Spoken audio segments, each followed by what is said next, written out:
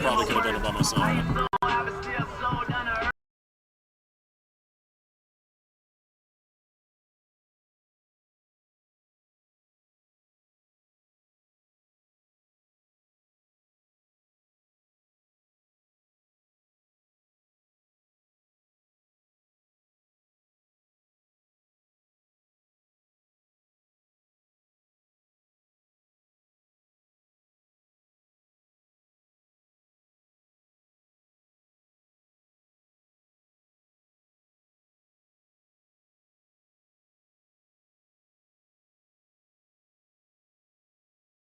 Do you hear me? You hear me okay? Okay. Now, I want to ask you a question. Can you hear me?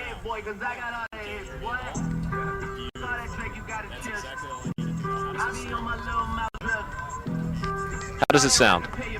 It sounds okay? It's not too loud? How about if I'm talking like this? If I send it down like that, how does it sound? Too little? You can't hear me at all? Send it up? Too much? You can hear me now? How do I sound? 99, 98, 97, 96, 95, 94, 93, 92, 91, 90. Okay, perfect. Now, throw your headset on. Yeah, sure. Just figure it out. I did too.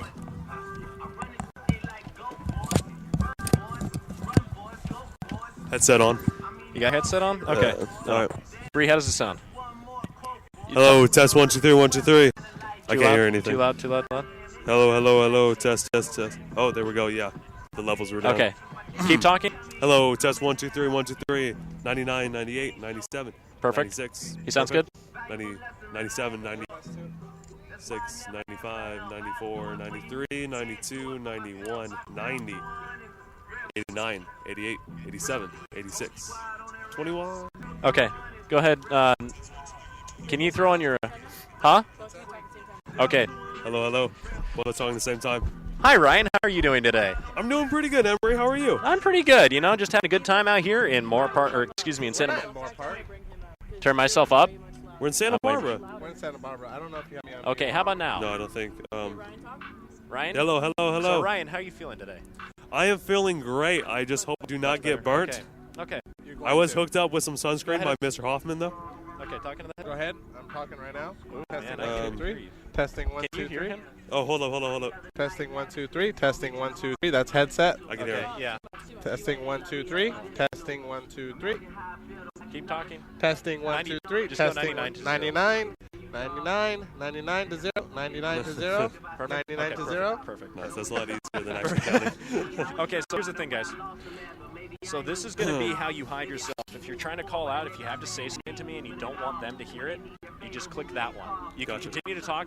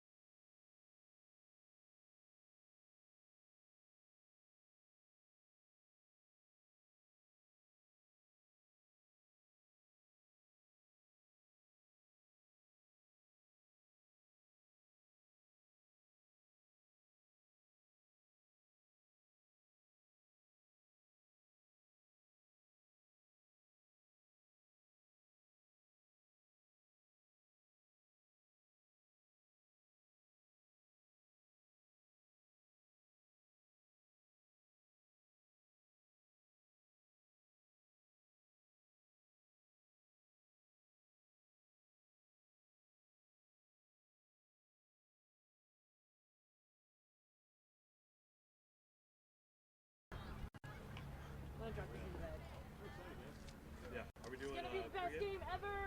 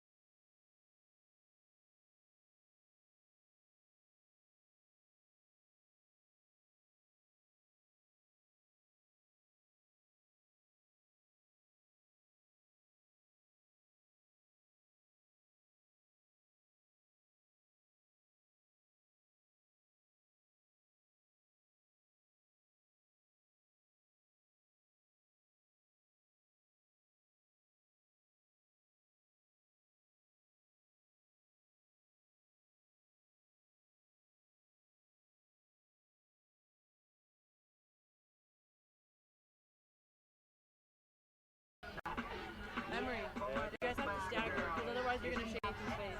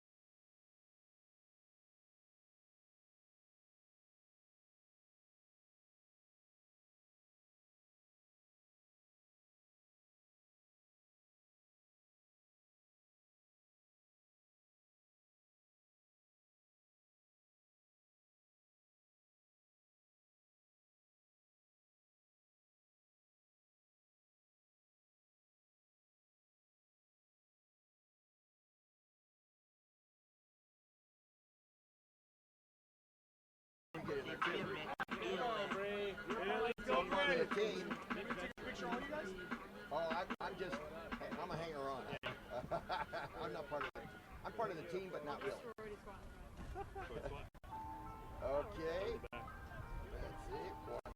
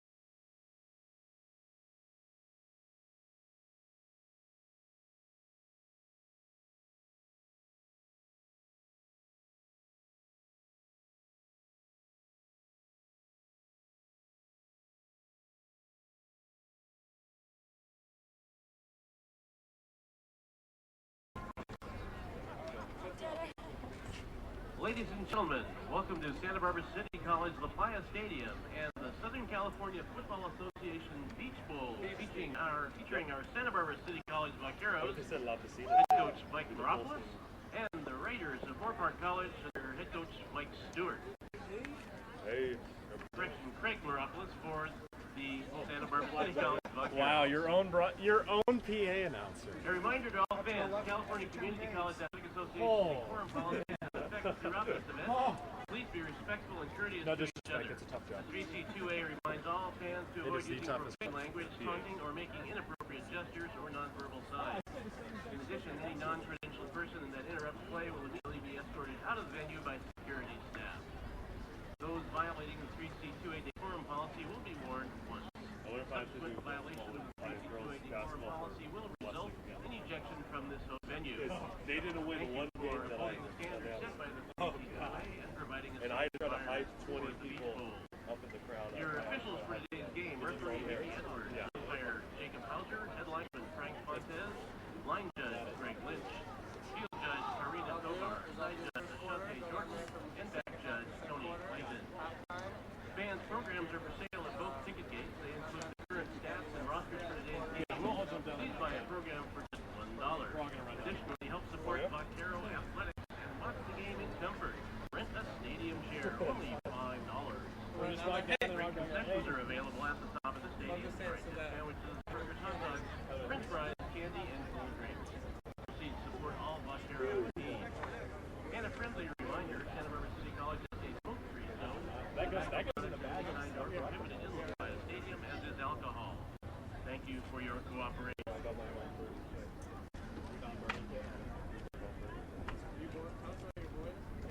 Yeah, Jared Goff getting that start. He's gonna get destroyed by Sue and Wake. If he does not let go of that ball, the second it snaps, Yeah, he's got to do like that. he's gonna be taken. What's up, Goff? Yeah, he's got to be in shock the whole time. Just throw right away. Yep.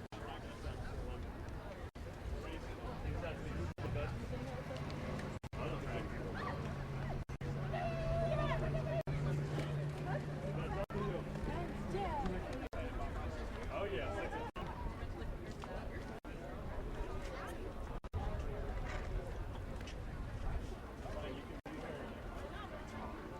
Holy shoot.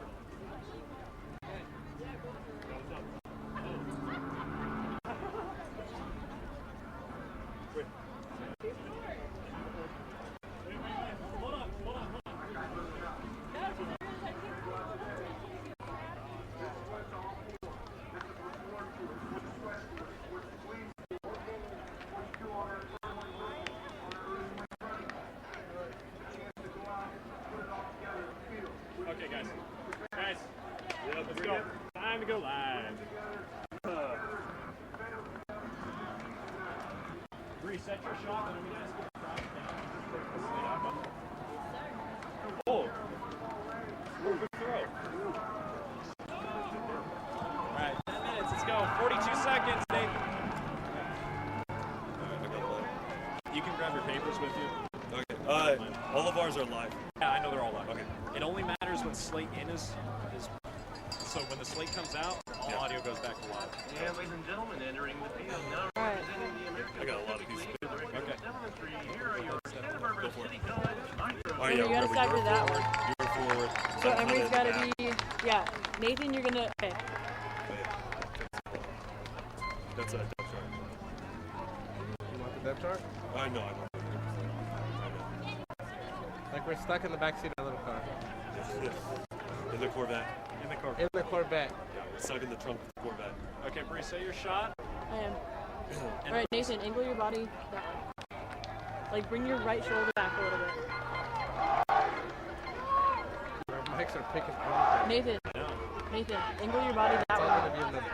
Yeah, it's all on the ground. Oh, yeah. Nathan, That's fine. That's all Nathan, good. Nathan. Game day. Yeah.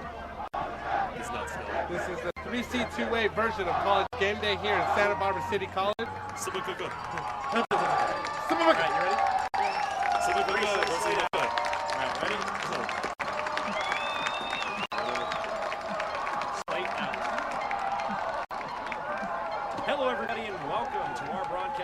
CCCAA action tonight, or excuse me, this afternoon, here at Santa Barbara Community College Football Stadium. It is the Beach Bowl. We finally did it. We made a Beach Bowl in, 6 years. 6. And the last time we played in in a bowl game, it was after the 2010 season, and we played against the El Camino Warriors, to which we lost. So the Raiders have a lot of work to do here against the Santa Barbara Community College Vaquero football team that has done quite well in the American Division of Southern California Football Association sports this year. So far, at least, they have a very good basketball team, a very good volleyball team, and now they're going to be showing what they can do against the Moorpark football team. Very interested to see what's going to go on. I'd like to get your guys' take on it. Well, I think, of course, 7-3 record for Santa Barbara City College. Moorpark, we have a 5-5 record. We have played some tough competition. I think we're going to come out here just fine. Actually, their quarterback, Hawley, he just has under 1,000 yards, 999 yards passing. I think we can control it with the defensive line. Of course, we've been talking about it all year long. Jordan Flack, number 43, he's going to be a big man in this. He has 8 sacks all season, and he actually returned a 60-yard interception for a touchdown last game. That was just incredible. So he can do everything on the field. Jesse Landman's also going to be big tonight. If you're here for our broadcast last week, you saw, like you said, the Jordan Flack one-handed grab, almost like Odell Beckham. Speaking of which, he does have currently 4 offers from Division I schools as of this week. He's got a whole bunch of calls. I was talking to him at practice, and he couldn't get off the phone because they just kept calling him. And they're like, hey, we need to talk to you. And he's like, I can't. I'm at practice. And it was school after school after school. Just recently, the last one was New Mexico. So we wish him luck, and we congratulate the Flack family for having such a good athlete and student as a son for playing football. Nathan, I want to ask you, diving into the game stats, what are we looking at from SBCC? Obviously, they don't throw the ball a lot. Go into the running backs for us. The key is going to be running back. They do run by committee. They have a couple guys we're really going to have to watch out for. Something that our defense is used to dealing with, because we have to run against Isaiah Johnson in that committee as well. They're used to it. They're going to know how to go in there and approach it. Last week against, I believe, LA Valley, Santa Barbara, if you look at the stats, it looked like they should have won the game. Time of possession went to them. First downs went to them. Where they didn't is in yardage. They did not perform as well as they should have. One thing that's going to be key for them is if we can shut down their run game, that's going to be key to shut down this entire game for them. As long as we can open up our run game, we can play our game today and we can walk out of here with a win. Well, ladies and gentlemen, we're going to step away for a moment and then we'll continue with our pre-game coverage. But right now we have the national anthem, so stay tuned. Ladies and gentlemen, at this time we ask you to please rise and remove your hats to honor America and the men and women serving in the armed forces around the world with the playing of our national anthem.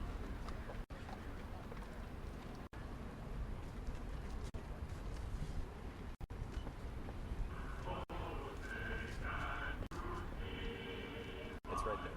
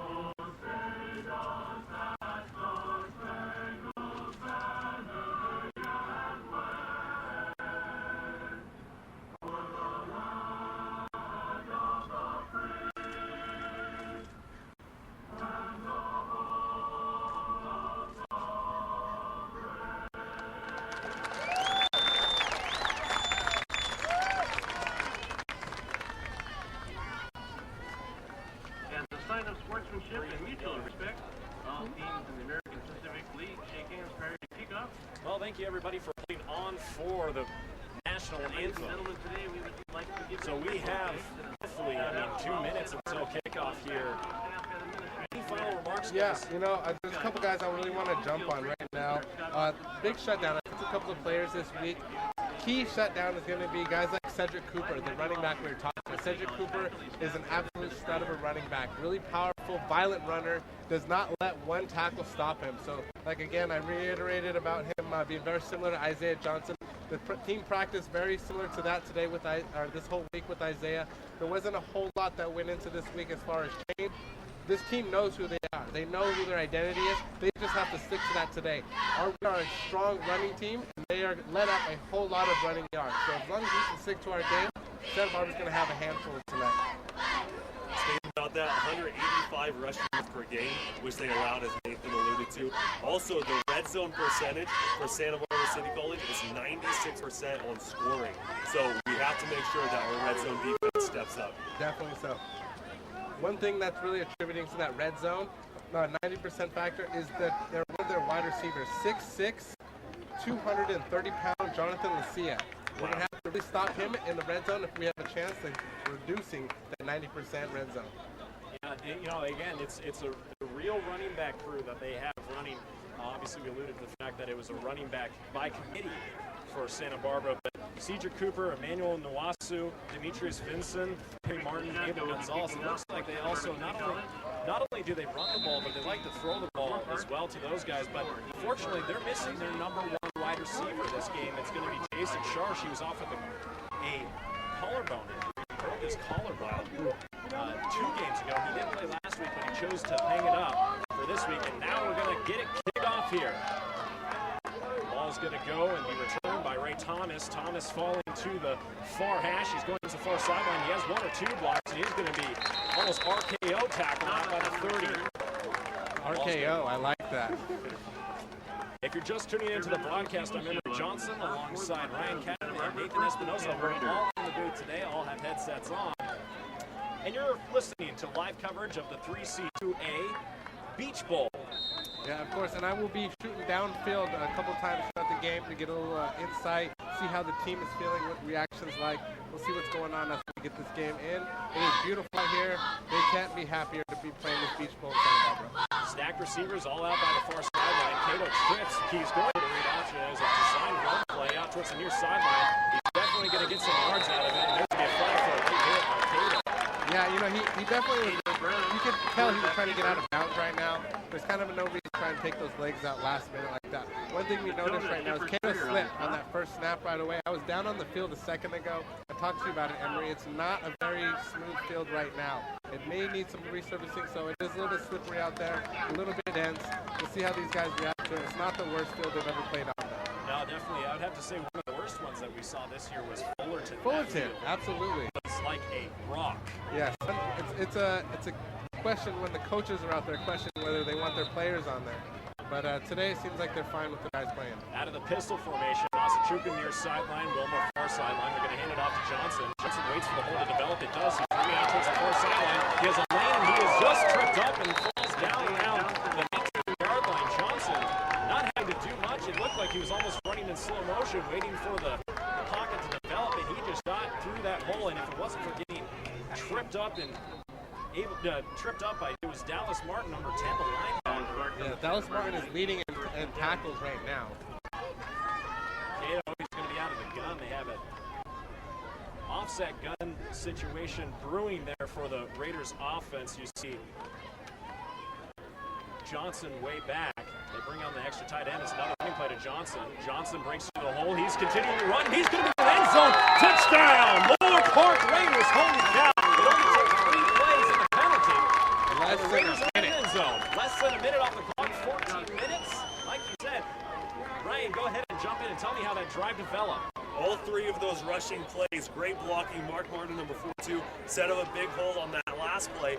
Also, we had Romela Sakura, Emmanuel Osachukwu, and Ryan Wilmore with some key blocks. Actually, Osachukwu and Wilmore were able to get the cornerbacks off.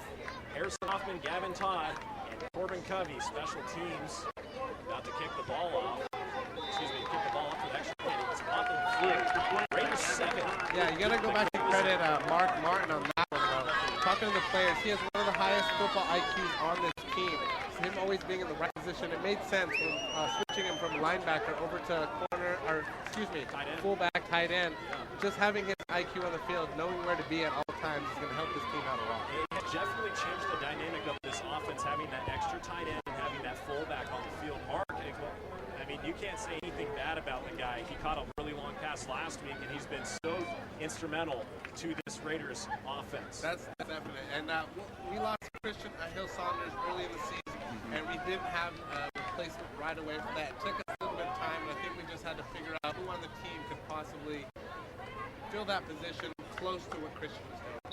So back to receive the kick is Rommel Fields and Elijah Cunningham. They did lose Jason Sharsh, who was their number one returner and receiver for this Vaquero offense. Todd, known to boot it inside the 5 at least once during the game, if not more times than that. And that kick is going to be back into the end zone. They're not even going to bother trying to turn it.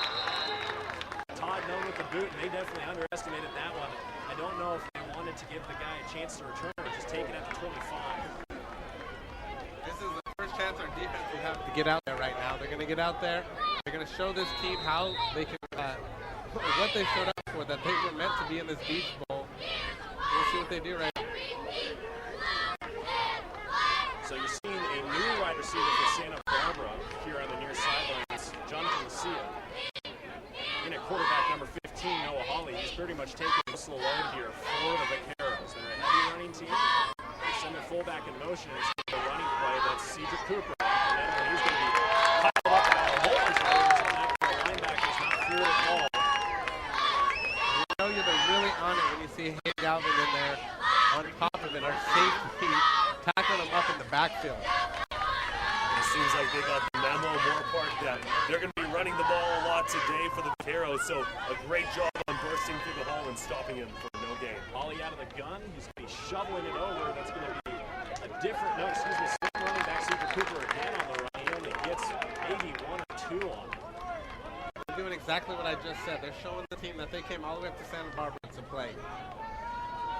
The Vaqueros to have high-scoring games. They did come in within 1 touchdown of Ventura College first game of the season. See if that ends up becoming the factor here in the game. Absolutely, yeah. I mean, they do average 42 points a game. To see kind of a slow start right now is a little surprising out of Santa Barbara, but I'm not going to decredit any of our boys for showing up today.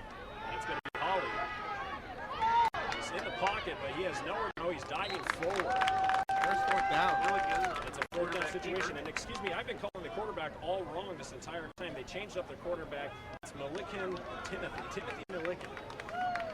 And I did talk to the Santa Barbara broadcast crew. They didn't know who was going to be actually starting this week. Okay. It changes week to week depending on what personnel and who feels ready to go or not, because they've had over 4 quarterbacks play this season. Now to take the punt for the Raiders is Corbin Covey. He's only returned 1. He's going to bounce off 1 tackle. He's working his way up to the far sideline, up to the 40-yard line, to the 45, to the 50, and he has it. 1 man to come from behind. That's number 99 for Santa Barbara. Oh, man. It's beautiful watching him catch a ball like that. The defender was right in his face. He stayed there, stayed in the pocket, took a spin off of him, and shed that tackle like nothing was here.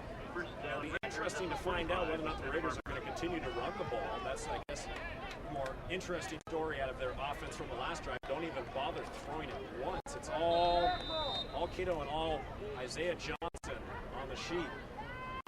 Cato hands it off to Johnson again. Johnson powering, has 2 guys on him. He's up the middle in there for a gain of 8. It's now going to be 2nd and 2 from the Vaquero 37-yard. The offensive line for the Raiders is a little depleted. But number 70, Ryan Woodward, actually took on 2 defensive linemen and was able to block the linebacker set up that way. Cato out of the gun as Johnson beside him. 3 receivers stacked to the left. They Covey in motion. That's Ray Thomas. Ray Thomas coming towards the near sideline. We'll see if he's able to get anything on the jet sweep. He does, and he has enough for the first down. It's actually a gain of 5. 1st and 10 now from the 31-yard line. Ray Thomas is actually our leading running back last game against Santa Monica. Rang up 114 rushing yards and 2 TDs. A real high-scoring game against Santa Monica. We'll see if we can get Cato going in the same way. Cato had almost 170 rushing yards, only 1 rushing touchdown, but only 9 attempts thrown through the air. Fritz left us Chuba to the right-hand side. He's a lone receiver. They hand it off to Johnson again. Johnson powering through the middle. The linebacker's not tripped up on that, but it's a good gain of 5 on the play all the way up to the SBCC 27-yard line. 11-11 on the clock. Raiders 7. Vaqueros 0 in the 4th quarter. 6 feet, 208 pounds, Isaiah Johnson. I've been talking a lot about all the blocking. We've been talking this whole season about all the great blocking downfield. But Isaiah Johnson, when you're that big, sometimes you can just do it on your own. Wilmore, Covey, and then you have Schmitz and Asachukwu. The four receiver spread. They hand it off to Johnson again. Now with a fake throw. Johnson finds open space. He has no money. Excuse me. He does have one behind him. Looks like He was marked down at the 1 yard line. It was not a fake. they had me fooled on that screen. I was looking out at the end over there to see if Wilmore was going to take off with that ball. He even faked me with his fake catch. There was one man back who was able to run down Johnson. It was number 31, Marshawn Davenport. Just got him in time. He was a little bit quicker. They're going to be on the jumbo set here. I wonder who's going to be getting the ball. Nato hands it off. I don't know. Actually, That's it. that is a touchdown for the Raiders. So that's 2 touchdowns. 10:34 on the clock. All rushing so far, just like we were talking about. If they keep up this rush game, the worry with the rushing game is the fatigue. Are these guys going to get too fatigued too early, rushing the ball too much? Sometimes it's nice to air that ball out and kind of give the team a little bit of break to move down the field. Harrison Hoffman and Gavin Todd talked to them quite a bit throughout the season. You always got to give some love to your special teams. Gavin goes up and good. Raiders 14, Vaqueros 0, 10:34 on the clock here in the first quarter. Raiders basically looking like they were against Santa Monica here. Yeah, you know, it seems to be like the theme of the Raiders. Is last year they got this season started really late too, kind of got on their roll in the second half of the season. And it's even like that team's doing that again this year. Now really playing in peak performance. It always takes a couple of games, it seems, but the Raiders, yeah, like you said, last year, you know, it was the very end of the season when they were really showing that they were a football team worth competing with. They knocked off Cerritos, they knocked off College of the Canyons both times. And, you know, that's the Moorpark football that we were expecting this year, and we definitely have got it. Yes, that's it. May take a little bit longer than expected, but we made the Beach Bowl. We're here, and the boys are showing that they're definitely worthy of playing in the bowl game. Gavin Todd to kick off. Out to receive the kick, same guys as last time. See if it goes to, it does go to Ronald Fields. Not that many returns this season. Let's see what he can do. He's got a lead. He does get up to 30-yard line. Good run back by him. Number 38 for the Raiders. Christian Rivers on the stop for the Raiders. First and 10 Vaqueros from 30.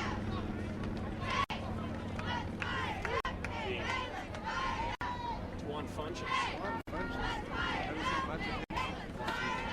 Hopefully we can see a With lot so more. many running backs, it's hard to keep everyone on the field. Yeah. So now we have Timothy Milliken. Timothy out of the gun, trips left. On the right, we'll see if they continue to run the ball. They do. They hand it out. No, excuse me. Had me fooled on that one. They throw it to their number 1 tight end. It's number 18, Jacob Pass Martell. is complete to Jake Martell. Good for a gain of 3. Had me fooled on the run play. And Rivers on the Tell, stop big for the boy, Raiders. 6'4" out of Vegas. He's one of the talking points for this offense. Obviously, they're using their number 1 receiver, Jason Sharsh. Split running backs. They send number 27, Demetrius Vincent, in motion. They do throw to him on the screen and see if they can get yards on this. Vincent trying to work his way up. He does get a couple of yards. It's another 3-yard gain. 9:51 on the clock. Raiders 14, Vaqueros 0. Milliken's pass is Mark complete. Martin, number 42 from the Raiders. As we were talking about him in the fullback position, he's a trooper. He's actually out here in the middle linebacker position. So he's doing everything on the field, and with the high-powered running offense from the Raiders, he must be tired, but pushing through. 3rd and 4 for the Vaqueros. They're going to throw a flag. We'll see what they call. False start there. Most likely a false start. That does not help because if they're 3rd down, 3rd and 4 is manageable. However, This team is 3rd and 9 does not sound very good. Yeah, and then going back to Mark Martin again, playing middle linebacker now, the ability to play pretty much the quarterback for the defense and then jump onto the offensive side and be such a big factor is amazing. Timothy out of the gun. Takes a handoff. It's a throwing play all the way here. They're firing way downfield. We did have a receiver who was open. Wide open, overthrown though. Yeah, it was number 6, Jonathan Lucia. Yeah, Lucia, I mean, 6'6" is hard to overthrow sometimes, you know. But, you know, when you're kind of got a 6'6", you're up there. third down conversions, they're only 40% on the season. Yeah, so. Not great on third down conversions. They get into this fourth down position that they are in when they have to, and they're actually 3 for 3. Last game they were 3 for 3. Now we have the punt going in right now. Punt's taken. Looks like we have Corbin Covey right back there again to take the punt. Trying to see it through the sun. Takes it around the 30. Driving the field, got Kate Schmidt in front of him trying to break a tackle. Makes it to about the 45-yard line. Corbin Covey. Too bad he couldn't break a tackle right there because it looked like, as you were mentioning, Galvin and a few other of our guys were up the field blocking, but if he could shed that tackle, it looked like he had daylight. Yeah, he had Kate Schmidt up there right in front of him. Cade, or if he could have broke that tackle, Cade had the guy locked up, and it would have been a touchdown right there for Covey. Who knows if he would have hurdled another guy for the season or not.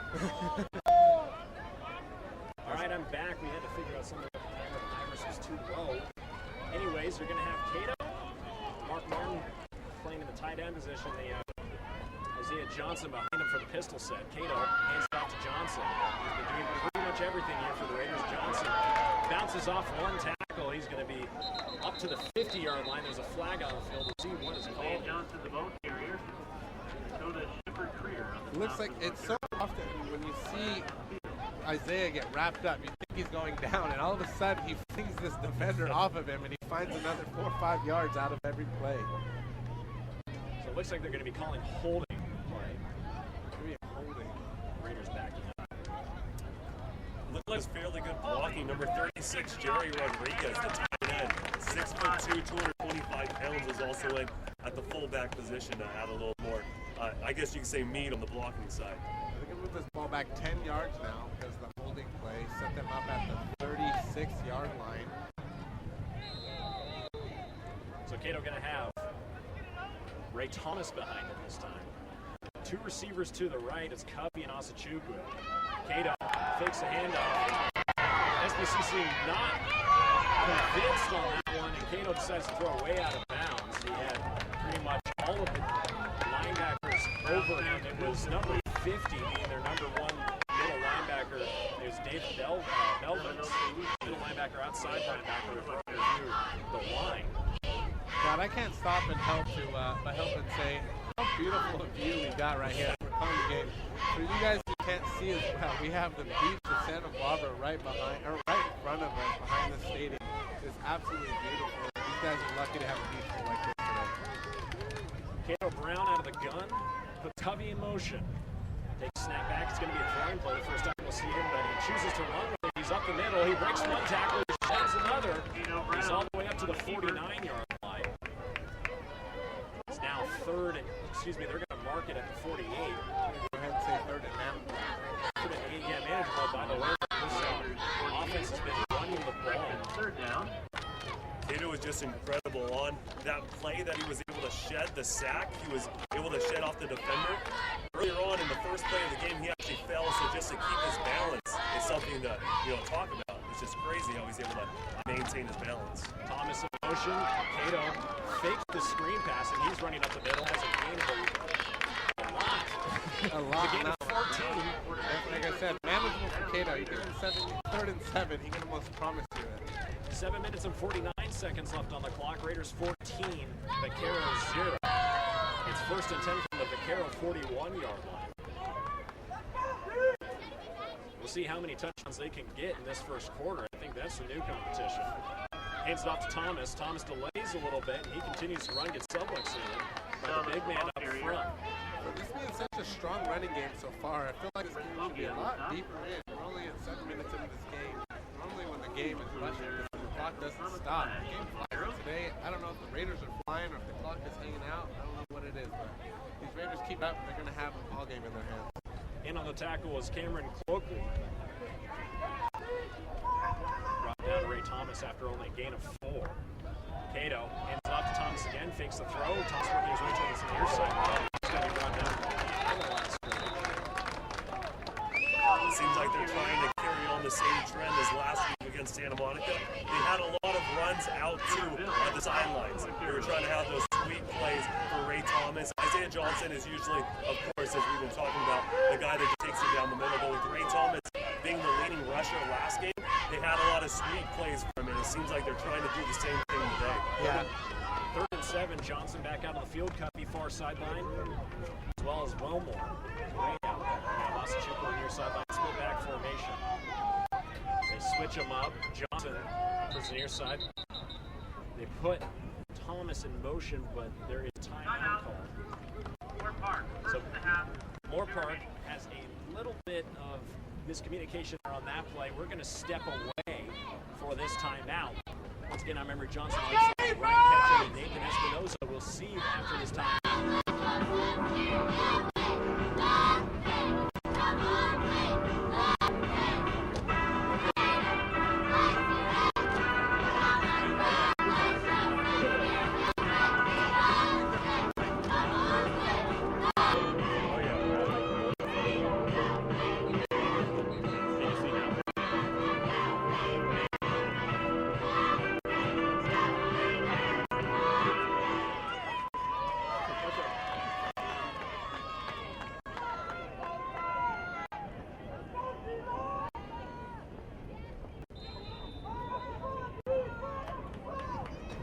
And we're back here after the timeout. They have Ray Thomas going into motion. Cato looking to throw again, but he does not. Continues to run forward. And he is down just shy of the first down. He's going to be marked at the 32-yard line. We'll see what personnel they put in the field. I don't think they even bother because their defense has stopped up Santa Barbara. Any time that Santa Barbara has They're going for this. driven it, they're going to go for it. I mean, why not? You bring the go set on, you can at least get 1 yard. That's how it was with the last touchdown drive. Cato has not necessarily the jumbo set, two receivers out. You have Ryan Wilmore far sideline. They're going to have Cato in motion going to the far sideline. He's going to be Santa Barbara running 99 on the leather. He's a lineman, 6'2", 260-pound guy. We've seen a bunch in the game. They threw him in on that one. They really needed him to shove up the hole, and that's exactly what he did and stopped Cato behind the line. He's listed on the depth chart as a nose tackle. This is where he usually plays. Anyways, defensive line nonetheless, but Raiders turn it over on downs, 1st and 10 from the Vaquero 33-yard. 5:37 on the clock here. You have Timothy out of gun. Milliken sends his running back in motion, handed off. That's number 42. They're actually number 2 running back. 42 is the number 2 running back, Emmanuel Nuasu. Used into the pile, but knocked backwards. Only a gain of 1 on the play. Second down 9. Clock still rolling. 5:22 on. Yeah, local boy, Manuel is out of Cleveland right here. Played at DP, local football. 557 yards for the backup running back. That's a good stat line. Definitely shows that they play committee a lot more than often. Milliken out of the gun. Looking downfield. Fires. He does. He hits number 1, Elijah Cunningham, who's just wrapped up. Mike Jones, cornerback, who's been playing a very sure style of defense this season. And he holds him to a gain of 6. One-on-one right there, literally. Mike Jones, at being 6'1", 185 pounds, he beats up everybody in a one-on-one position. Nice wide span. You can see he kind of gives the wide receiver a little space to try and move, but wraps up on him before he can get in there. Yet to throw past a first down. It's a matter of Milliken getting it done. We'll see if he can get the first down on this drive. They hand it off again. That's number 9 on the run, Stephen Cooper. Looks like it's going to be inches. See if they give him this first down or they call it short. They should call it, and they do call the chains forward. I don't know what spot that was. That was a very generous spot. Looks like it was about a 4th and half a yard, but surprising. That would be the first down of the Vaqueros today. They got to have one at some point. So. Milliken out of the gun. Big snap back, fakes a handoff, looking to throw. He has time in the pocket. He does. He hits his receivers. Mike Jones wrapped up all over. Cunningham. It was done from the seal. Out of the far sideline, picks up their blocks. Cunningham now on the near sideline. Another first down here for Santa Barbara. Starting to drive a little bit. Quick set. Cedric Cooper there. Cedric Cooper in the second. He's down the four in progress. Up to the 42-yard. Cedric Cooper has 691 yards rushing with 10 touchdowns, but he's also used on the receiving side, as we just saw. He got a reception. He has 202 yards receiving with 1 receiving touchdown. 2nd and 9 now. First time they've been in Raider territory this game. Milliken puts his tight end, number 18, Jacob Mortel, in motion. He's going to be playing out of the slot now. It's the running back in motion. They shovel it over to Cooper. Cooper trying to find a lane, but he is stopped up. He's not even going to get back to the line of scrimmage. It's a loss of 1 yard on the play, and it's now 3rd and 10. This Raiders team is playing like they do not want to give up another first down. They are upset about that spot on the last first down, and they want to show them that they aren't getting another one as they force him into a long 3rd down situation. 2:40 on the clock here in the first quarter. 3rd and 10. Milliken out of the gun, has 2 receivers out. We'll see what he does with the running backs. It looks like they've moved them around. It was a delayed snap. They're looking to throw, have 3 receivers out. The ball stripped. It's picked up. That's Michael Hightower was able to knock the ball out of the back of his hand, picked it up and almost took it back for a touchdown. Hightower was really in on that one. Hightower is their nickel cornerback, brought in on special situations, 2nd and long and 3rd down to make sure that they shut any type of prevent wide receiver down from getting the backfield, knocked that ball out, and he was trying to release it, picked it up and took it back for a nice game. For a special situation, they knew the throw was coming because they weren't going to run for a first down there. They haven't done it all game. Exactly, yeah. And what a good job by the Raiders coaching staff and Hightower to be able to bust through that line, strip the ball out of the quarterback's hand, and get almost a touchdown. Hightower, a transfer out of Illinois College, Lancaster native. And the ball off to Isaiah Johnson, who's fighting through tackles. We'll see if he gets up to the line of scrimmage. He's going to be marked shy of the line of scrimmage with a loss of 1 on the play. It's now 2nd and 11. He turned around to try and get yardage instead of being stopped way back behind the line of scrimmage, so he does do his best to get back close. You see the receivers come all back onto the field again. Schmitz. It's going to be Osachuku, Schmitz, Covey, and Wilmore in that order. They hand it off again. Johnson finds lane up the middle, but he has number 4, Tony Anderson, around his legs. Yeah, I think they're starting to catch up. You got to really wrap up and hold on to Isaiah Johnson if you want to take him down. It's one lesson that Santa Barbara's going to have to learn early if they want to stop it. Still in this first quarter, they are in the red zone. 3rd and 4. For the 3rd time. Cato has Johnson in the gun. Cato. Thick handoff. He has a lane up the middle. Cato. He jukes once and he's into the end zone. Touchdown. Moorpark Raiders. There goes College Cato. That was a beautiful option. So what Cato had right there was a beautiful option play where he really could have given the ball off to Isaiah Johnson, or he kept it depending on what he saw the middle linebacker do in front of him. They did not have a spy on the quarterback, or the quarterback. He saw that, saw them go for Isaiah, and he just kept the ball himself and walked it right in. And that's the beauty of read option, especially when you have such a good running and agile quarterback. Harrison Hoffman, long snapper. Does take a whole lot of trust between Isaiah and Cato, though. Gavin Todd and Covey. Todd to kick us up. He chips it through. Raiders 21, Vaqueros 0. 1 minute and 2 seconds. I can't believe I'm saying this, but it's still the first quarter. Yeah, you know, I gotta say this. It's like they took a note out of the Santa Barbara City College playbook. Santa Barbara City College typically 90% in the red zone. They like to score touchdowns when they get in 25 yards, and that's what Raiders are doing today. They are 3 for 3 in the touchdown, or the red zone for touchdowns.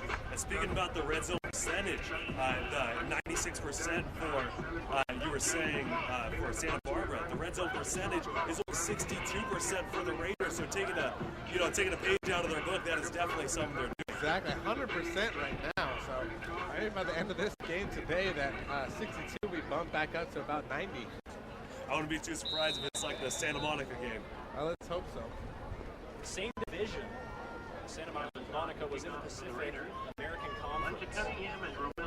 We do bring to the fact that this is not a Division I SCFA team, but a Division II SCFA team. They're playing out of the Pacific Conference, who would also play against other teams in the Mountain Conference, and we're going to have Rommel Fields trying to return the ball. He had a decent run back this time. He does bounce off 1 or 2 tackles. Very patient runner. He sat there and waited for his blocks. You always like to see that in runners. Sometimes it's an impatient runner, but the speed nice in open field. When you don't have a lot of open field, being a patient runner pays off. It's good to see the special teams for the Raiders very excited to get down the field, but it looked like they were a little too excited because they did not make sure that they stayed behind the line before the kicker was able to kick it. They didn't wait for Todd to, boot it a little bit. So there was offsides. So it's ball 5 yards, so they do end up getting a base return. Just 52 seconds left in this first quarter. Moorpark is leading Santa Barbara 21-0. It's a very beautiful thing to see as a Moorpark Raiders fan.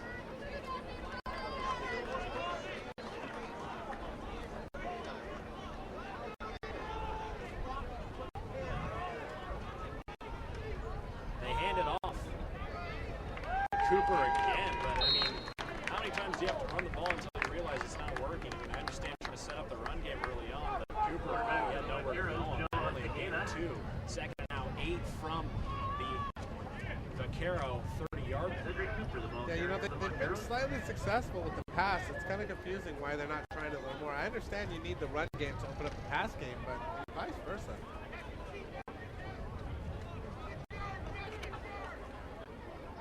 Looking out of the gun, it's a quarterback throwing to his tight end. Excuse me, not his tight end, this one.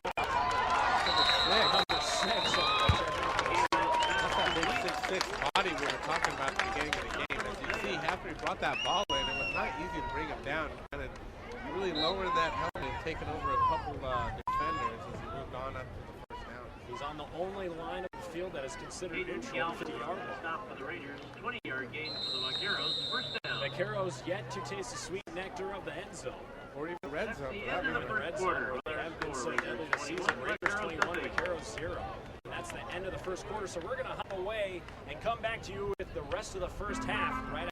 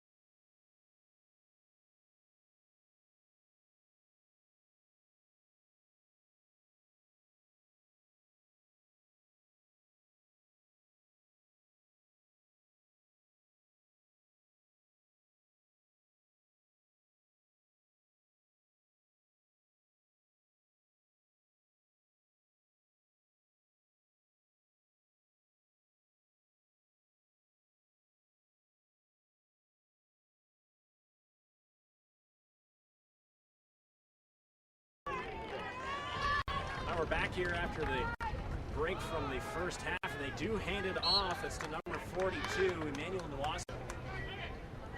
Osu on the stop. Osu. I presume the PA announcer here would have the right pronunciation of his own guys. Nwasu. There's a lot of difficult names to pronounce on this roster, that's for sure. Nwasu.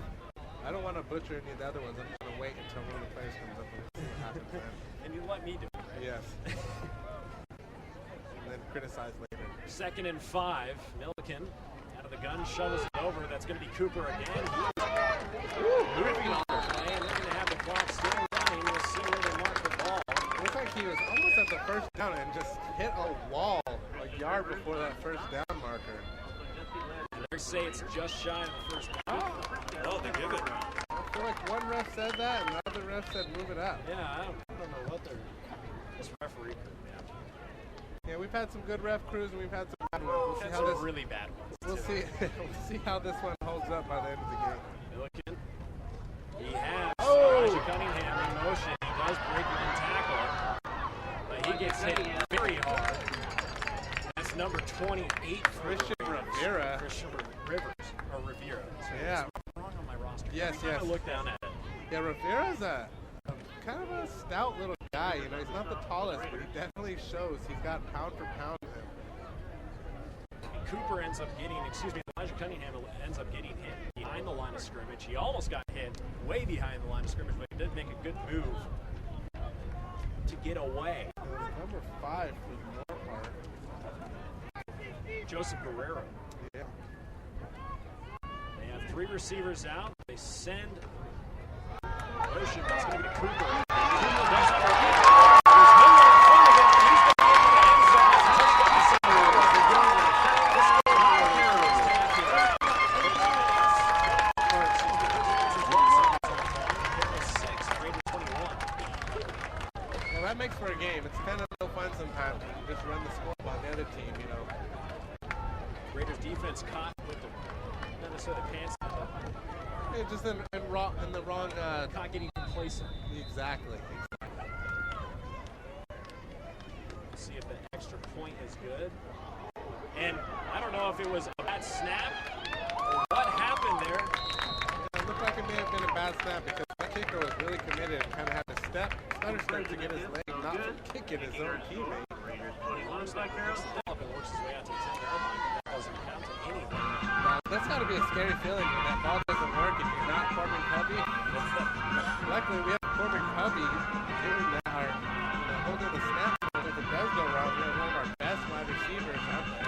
And usually for most people, they have the backup quarterback in, so that quarterback, they're not used to, just running the ball and trying to dodge everybody. Exactly. So it's got to be a scary feeling when the play falls apart and it's on you to figure out how to get into the end zone. Not too bad for the Raiders if you're looking at giving up a rushing touchdown. Of course, you never want to see a touchdown given up against you, but they are third in the 3C2A. Overall, in all 3C2A, they are third place in rushing touchdowns with 32 on the season, and their passing touchdowns, they only have 21, which is 25th in all the 3C2A. Out to take the kick, Ray Thomas. And Mike Jones, it looks. Right, no, I was wrong. It's DJ Fong. I'll admit it. DJ had a good returning game last week. No touchdowns, but a lot of yards. Fong picks it up on the right-hand side. He's going to be hit once, and he's going to be pushed out of bounds. Way behind the 20-yard line. He's lucky if he gets up to the 15. They'll mark him at the 13. Raiders starting in their own red zone, if you will. I think this is the first time that anybody's been in Moorpark's red zone for an actual play. It's true. Yeah. The first time the Raiders have been in, anybody has been inside of their own red zone. So the Raiders continue to score. Yeah, Moorpark's been lucky to start off a great field position on every single possession so far. Cato's going to be out of the pistol formation. Hands it off to Johnson. Johnson trying to find the run, but he just gets his legs essentially de-utilized. He's tackled by number 10. Dallas Martin, one of the leading tacklers on this team. The linebacker is all area. He doesn't have a lot of solo tackles, but you can tell he's in on every single tackle. The Raiders now second and 13. Speaking about Dallas Martin, he has 100 overall tackles. Absolutely everywhere on the field. Hands it off again. Johnson does have a line this time. He's coming towards the near sideline. He stutters a little bit and gets number 20 for Santa Barbara Community College. They got him to move off and kind of Michael Sanford, another leader in the defensive category for tackles.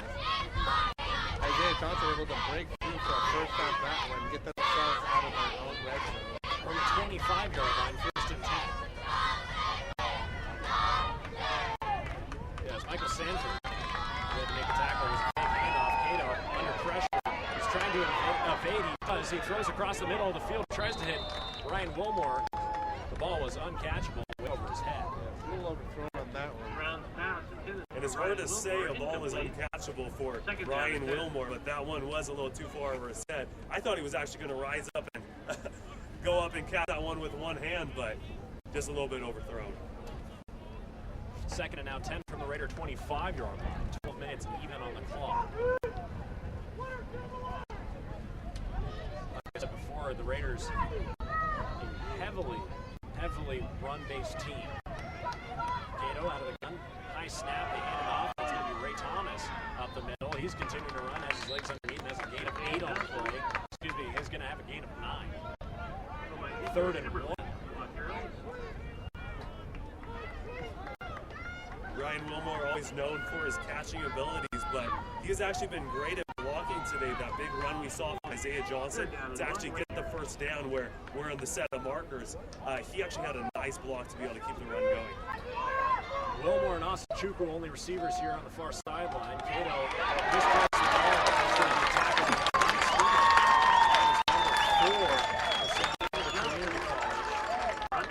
Where you get Isaiah behind the line? Tony Anderson, It happens. the defensive big safety, able to make the tackle, and that's going to be the first time you see the punter out on the field. Ed Benson, Harrison Hoffman, long snapper, Benson, punter. They've been a good team so far this season.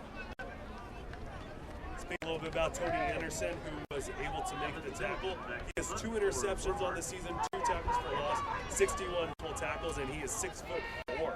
Elijah Cunningham out to receive the punt here for Santa Barbara Community College. Benson away the snap. Very nice snap there by Hoffman. Punt is up. Looks like it's going to take a sideways roll, and it's going to continue to roll forward. What a beautiful roll that was. It just continues to go, and look at Benson hitting him on the 5-yard line. Holy cow, good job by Benson. Could not have asked for a better punt. As soon as that ball landed, it started into a rolling position, and it rolled its way perfectly down the line. Roll the time. That's perfect.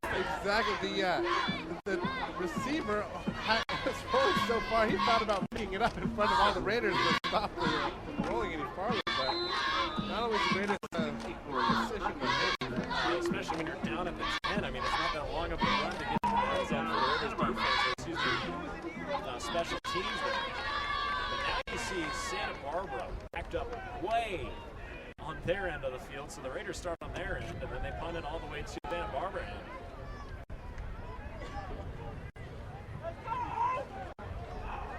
You see Timothy Milliken out of the gun. There's a flag on the field.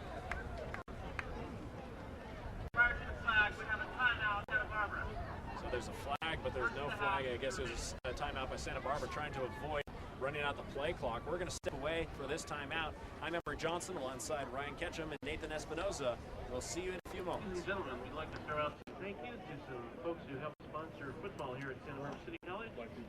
Tremblay Financial, Exotech Real Estate, Craftsman Chiropractic, Terry Ford, Santa Barbara City College Campus Store, Houston Bank, Chick-fil-A, RJ Builders, Kitchen Linen, First American Title. During this timeout has been brought to you by Costa Pie, serving up delicious wood-baked pizzas. Papa John's, better ingredients, better pizza. Papa John's. Wood Ranch, make the right call, we cater fun parties. I'm Emory Johnson alongside Ryan Ketchum and Nathan Espinoza. We're here after the timeout. Santa Barbara almost got a penalty for running out the play clock. They did not, however, so we return here. They're on their own 5-yard line. 10:26 left here in the first half. Milliken sends his receiver in motion. They hand it off. It's going to be to Cedric Cooper, who's caught behind the line of scrimmage. He had nowhere to go, and the Raiders defense not tricked on that one. Who else besides Jordan Flack to lay it in there? It's such a beautiful tackle the way he does it. So fundamental. Just kind of lay that shoulder right in the stomach, right between the numbers of the running back, and just stop him before anything can even happen. You know, I've noticed too, Santa Barbara's got a lot of trickery going on. They have different formations set up a lot, and they kind of like to put in motion a lot of it too. Milliken rolling out, throws a high pass, and he hits his receiver. Ooh. And that was a punch to a Raider down on the ground. Yeah, I don't know how they didn't catch that as he was right in front of them. Number 1, Elijah Cunningham. Threw a punch right at Hayden Galvin. It looked like he stood over him as well, trying to taunt. Yeah, it was unsportsmanlike conduct in my opinion, but I'm not a referee, I'm just a talking head. I guess, but I mean, I don't know how you missed that one. That was a straight punch down to the ground. And I hate to be a homer, but I feel like our players don't do that often. We've had a couple teams who are very physical when it comes to throwing hands. They hand the ball off to number 42, Manuel Iwasu. He had nowhere to go behind the line of scrimmage, so loss of 1 on the play. Now 2nd and 11. So the Raiders need to focus more on the pass here. It seems like all the first downs for Santa Barbara have really come out of that, except besides the one swing touchdown that they had. Long second down. You can see the penny package come in right now.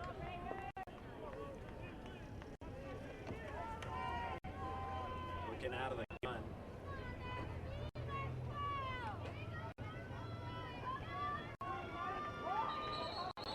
excuse me, it's a new quarterback in the game, number 14, Joseph Ostegueda. That was the one earlier that I was waiting for you to go for. I was going to bring up that one, but I didn't want to go for it without anyone else. It's very surprising seeing Santa Barbara getting all these passing first downs because they are, at least according to 3C2A, in rushing first downs, they are 5th in the 3C2A with 113 and 45th in the 3C2A in passing first downs with only 81. 8:40 on the clock here in the first half.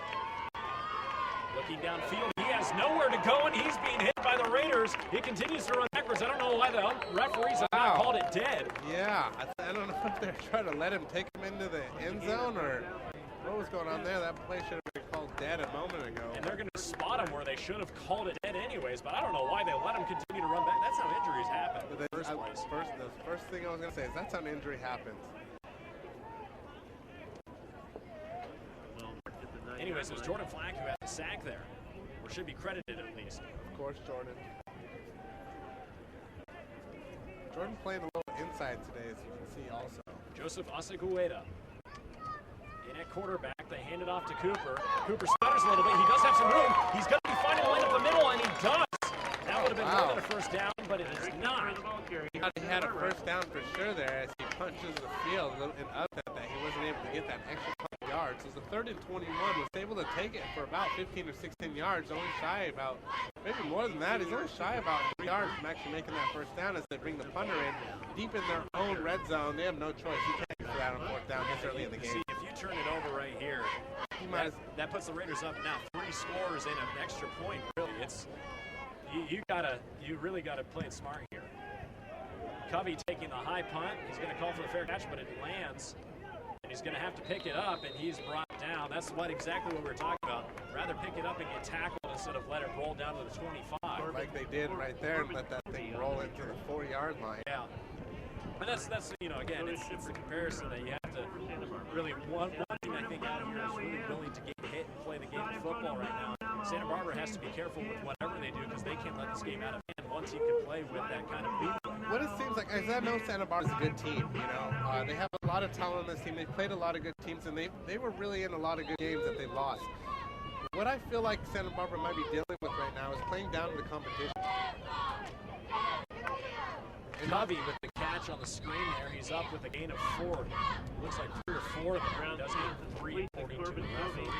Up to the Raider 38. I wouldn't say they're playing down to the competition. I would say they're not playing to their potential. There you see a lot of missed blocks. You see a lot of shed tackles where the Raiders are just able to get yards out of something that should have been wrapped up. But you can't discredit their offense for playing the way that they have. They've been very clean and have not committed a penalty just yet. No, yeah. It almost is like, maybe not playing down in the competition, but it's kind of like in Division I football, where it's a consolation prize to be able to play in this bowl game when after having a 7-3 season, and Moorpark's in their eyes didn't have as well of a season. Moorpark on this end is trying to show up and say, we deserved a better bowl than this. Cato throws to Asachukwu. Asachukwu still running. He sheds a tackle up far sideline. The ball is fumbled, but out of bounds, so they're going to continue to have. That was close. That was a very close one. There's the one situation where the fumble happened, but it went out of bounds, and so you're hopeful it went the right way. Speaking of having good players for Santa Barbara, they actually have a few guys from Division I colleges like Oregon State, University of Ohio. You have Iowa. Iowa. You also have Eastern Washington. You actually have some good players on this team. Yes. Cato fakes the handoff. He's throwing. He's hit late, and the ball is way overthrown to Asachukwu. E-Man had a really big game last week as well against Santa Monica. You can expect him to keep that up, maybe break that 100-yard mark this game. Always hoping for these receivers to have the best games, obviously, with such a running team here for the Raiders. However, it seems like whenever you have low running numbers, it means someone's injured, but that's never the case. Johnson finding a lane through the middle. He does. He's running back towards the near sideline. He gets a block, and he's all the way up to the 25 of the Vaqueros. I swear Corbin Covey, huge on the block there. I swear he was tripped up at the 35-yard line and tripped another 10 yards. And this instinct from all the wide receivers, it's great instinct. When you're taught, it was a running play, always trying to find somebody to lock. Hayden Galvin, he saw that Isaiah Johnson was right behind him and actually tried to take on 2 defensive backs. The Raiders offense doing their parts to make this offense work.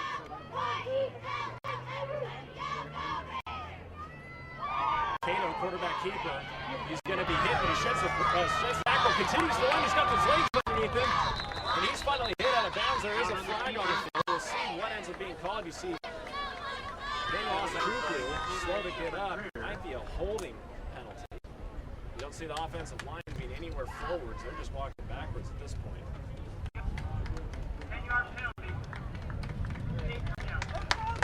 So they're going to call a holding penalty against the Raiders.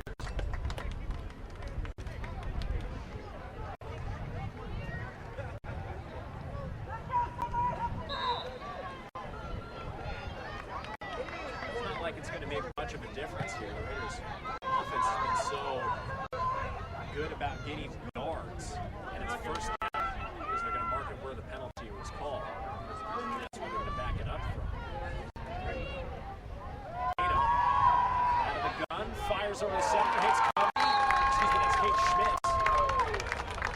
He's going to be marked shy of the first down by just a yard. It's now 2nd and 1.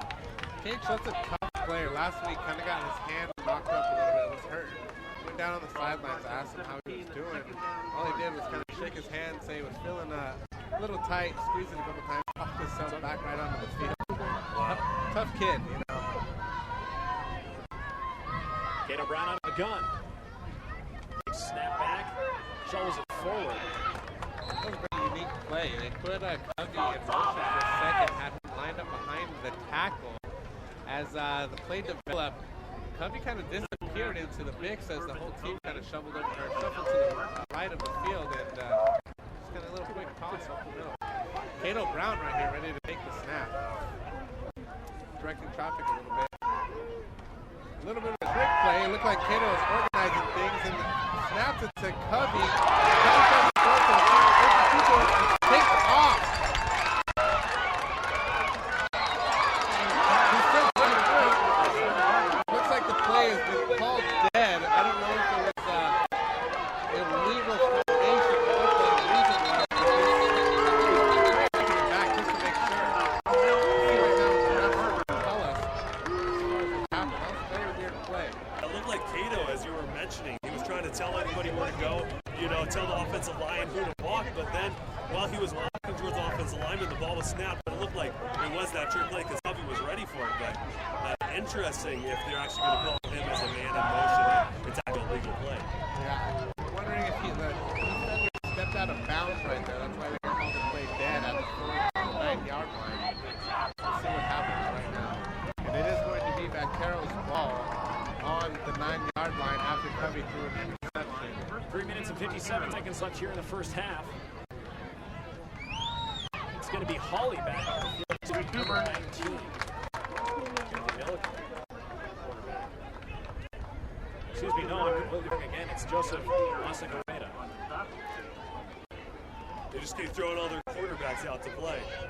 I will give you credit. You definitely nailed that last name already, Emery. Did I really? Yeah, I like it. Okay. Well, you know, it takes a second. Even if it's not right, we apologize, but I like the way Emery is saying it. Ball's handed off. That's Cooper. He has his legs underneath and continues to run after first contact. Finally hit out of first down. 3:16 on the clock. Cedric Cooper was that running back we said looks a lot like Isaiah Johnson's style. Very physical, doesn't mind taking a tackle or two with him. 3:11 on the clock here. Time will become a factor here at the end of the first half. Masagueda out of the gun, fakes a handoff, throws way downfield. He has the receiver open. He got that open. He's number 6, John Garcia. 6'6" body. Coming on the outside. Man, it's hard to take down that big frame. You know yourself, but you're 6'6", it's hard to go down. Big receiver from Bakersfield, California. Surprising he doesn't play at Bakersfield College. They do have a good football team, but that ball's up to Cooper, and he gets a gain of 4. Cooper on the carry. continues to run here. Santa Barbara, they called one of their timeouts, so they could work out a scoring drive. Everybody, look in front of you. Would you rather play in Bakersfield or right here? You know, corn looks good. There's some oil rigs up there, you know. Yeah, I mean, They have 15,000 people show up to your football game I on was going to Saturday say, night. I'll give you the fact that they got a 10,000 plus showing every night. Yeah, no, you're right. I would rather stay here. Look at that view. And he was actually a transfer from Bakersfield College. Was he really? Oh, wow. Looking downfield, firing over the middle. He was looking for Lucia. He was not able to jump up quite that high. Lucia is a high-level player. He went to Centennial High School, and if you know anything about high school sports, Centennial, their football team, they're always ranked in the top 5 in the nation. I believe the past 2 seasons they've actually played St. John Bishop. St. John Bosco. Yeah, I was mixing Bishop Gorman and St. John Bosco. But 2 very big powerhouses. Very big. yes, and they were always in that big California game, that big California championship. So 1 minute and 58 seconds. Santa Barbara does burn one of their timeouts, and we're going to step away here, but not after. We give a couple of words to our sponsors who have been so faithful to us so far this season. Las Robles Health Center. Well, within reach. Wells Fargo, together we go far. Conoco Oil, acrylic, still locally owned and operated since 1950. Moorpark Center for Dentistry. At Moorpark Center for Dentistry, we care about our community as much as you do. Finally, Peach Soils. We're dedicated to mastering the art of landscape. Hey, do you ever, I was thinking about right now, what if I can get like a sound from like Mike Jones or something? Your phone? Yeah, we can play it. Yeah. I don't know if you can. Go ahead and do that. I have it on my phone.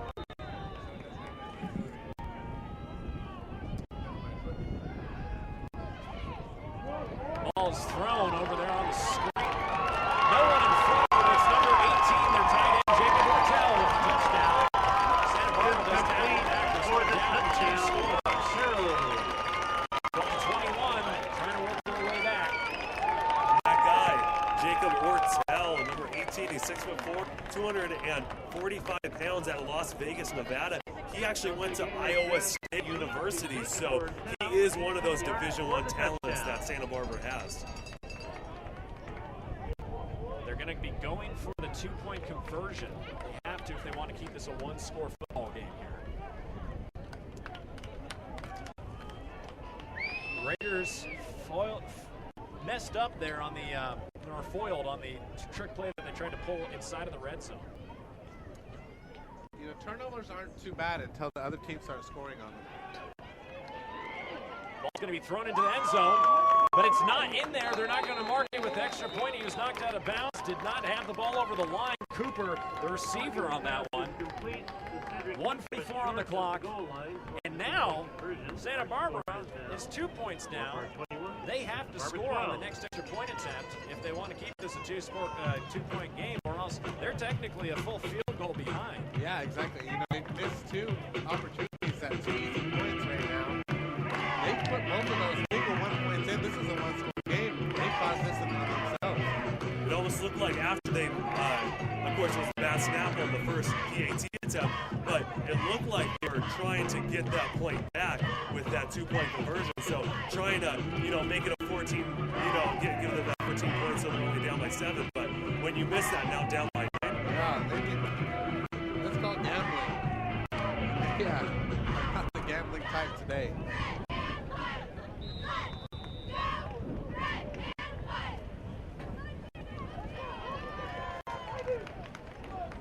Out to receive the punt here, DJ Farmer and Ray Thomas.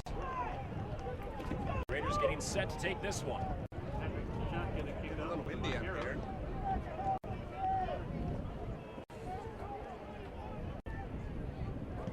Kick is going to be off. It's going towards Ray Thomas. It might bounce out of bounds. It does not, but it's going to be picked up by number 42 for the Raiders. That's Emmanuel Nuwasu. Mark Martin, number 42, doing everything on the field. It's just ridiculous how much he does. Fullback, tight end, linebacker, kick returner. Water boy. Excuse me, Mark, why do I always... I'm pretty sure Mark Martin drove the bus up here today, too. might have. I wouldn't be too surprised. He might have. 1:38 on the clock for the Raider offense to try and get a scoring drive here. You get to see Gavin Todd attempt a field goal in this game. Unless you have Wilmore, then Schmitz, then Covey. Cato looking downfield. He plays tackle. He's running out towards the far sideline. He has a lane. He's all the way up to the 45. He's out of bounds. There you go. And that's how they got that first touchdown in a minute. It stops the clock. Most importantly is what it does.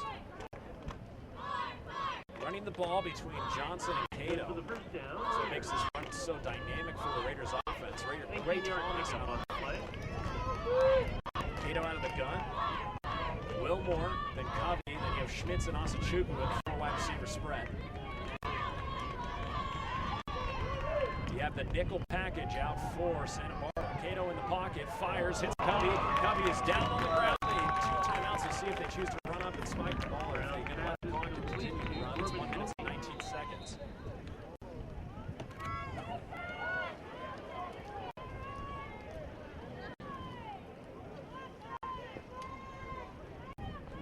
Covey put his back to the defender there on that play. That's always a scary catch to try and make. Yeah. Yeah, he had to jump up to get it, but great job of Cato Brown to be able to fit in that tight window. He was just able to get it over the linebacker. Which brings me to bring up Jared Goff being brought in for the Rams this week. One of the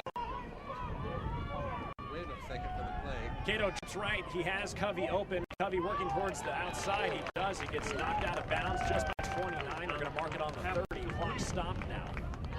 Back to what I was saying with the Rams, Jared Goff starting this weekend over Case Keenum. One of the reasons was exactly what Cato just did, getting it over a linebacker into the Covey's hands. Jared Goff, that height, is able to kind of get it over most defenders and drop the ball right in those receivers' hands over defenders. It is such an advantage to have, especially when you have, offensive linemen who are of like NFL size, which is normally looked at, 6'3" is the minimum for an offensive lineman in NFL. Cato fakes handed off. Johnson powering up the middle. He's going to be knocked just shy of the first down. And with being a Los Angeles Rams fan, you can't get much worse than throwing 4 interceptions for Case Keenum in one game. So I'm definitely looking forward to seeing Jared Goff. If you guys did not have Greg the Leg has saved us. Asachukwu has his toes in and he's out of bounds. First down for the Raiders. They are now inside of the 20 to the 16-yard line. 39 seconds on the clock. The Raiders offense has enough time to rip out what looks to be, or it should be about 3 plays here right before half. Wilmore, Cade, Covey, then Asachukwu. Play clock at 19. They have enough time to look it over at the sideline to make sure they have the right call. Cato still out of the gun as Johnson off to the left and behind him. They choose to fake the handoff. Cato looking for Wilmore to get open. He chooses to run out towards the... Oh, that's a late hit. Like I was saying, Cato, that was a late hit on him. Wow. He was rolling out towards the near sideline looking for Covey in the end zone, was not able to hit him. Very patient in the backfield right now. Cato looked like Peyton Manning for a second. Kind of took a little quick step going back and forth, then broke out field, and he definitely had that ball out of his hands before he was close to being hit. I thought that should have been a late hit. We got 4 stacked wide receivers on the outside. Wilmore by himself on the bottom of the screen. You can guess where that's probably going. All alone on the island. All alone. It's Let's see if 1-on-1. they throw a screen. They like to do that. Cato stepping into the pocket, looking for Wilmore. Wilmore has his hands up. He says he's open. Asachukwu now. He takes the ball. He's running towards the end zone. It's stripped and it's picked up by Santa Barbara. All the way to the 1-yard line. Stripped out by number 21. It looked like Daniel had a touchdown for a second from this angle. All of a sudden, you see the ball in Vaqueros' hands. And you know what that means. Fumble recovered by Dominic Shelton of the Vaqueros. It is unfortunate he was unable to get there. 2 balls turned over in the red zone for Moorpark. Looked like I spoke a little early with the 100% completion touchdown percentage in red zone for Moorpark. They've thrown that out of the boat already. So the ball is on the 1 yard line. Now this is dangerous because you can't take a knee and just go to the locker room. Obviously they might be looking to get a touchdown here. Try to even up the score a little bit. They do hand it off. Running back number 42. Yeah, 10 seconds Daniel left on the Watson. clock. Looks like they're going to let this burn out the half as the team starts making their way to the other side of the locker room. Now the Raiders could be done as I just call timeout. They could. Try to get the extra 2 points on the safety. They don't want to let him work anything else with the ball. So I'm Amber Johnson alongside Ryan Ketchum, Nathan Espinoza will step away during halftime. Thank you for listening to our coverage of first half CCCAA action. It's the Beach Bowl here in Santa Barbara, California. Raiders 21, Vaqueros 12. And we'll see you after the half. Damn it.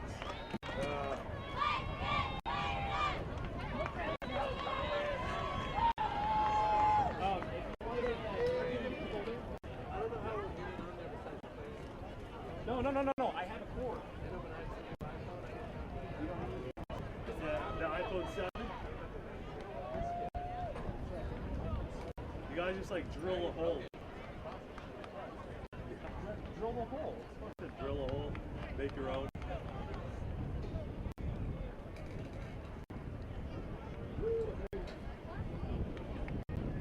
Try not to get burned.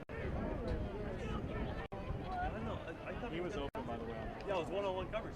He had him with that little slant route. All he had to do was just lead it with the pass. Yeah. I don't know. Yeah, But no, he likes to throw it to people who like to, and Ryan did that slant route. So he just did, like about 3 to 5 yards. There was no one else on it. Yeah, it was just one-on-one. He had him.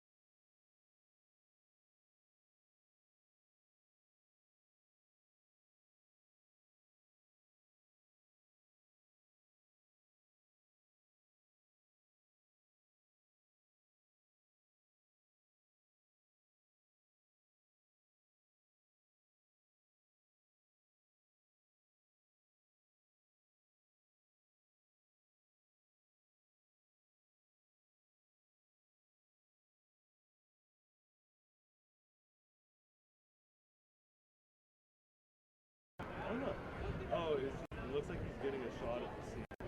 No, no, a shot at the cruise ship. Yeah, I only want to get the job done. I don't know no one that couple. Yeah, got some pain from my ex. She might say she love me, she don't love Yes. me like she say she love me. Believe me. It's not hard to get a shot at the center of the field, right? I'm not trying to find nobody else to be. I know one that kind of see what they are.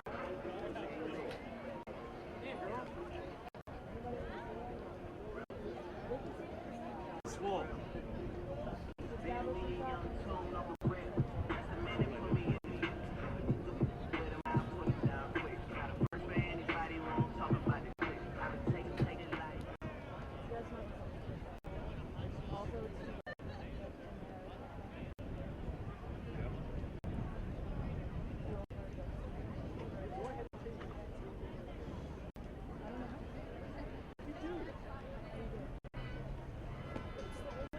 on the lens is the zoom or the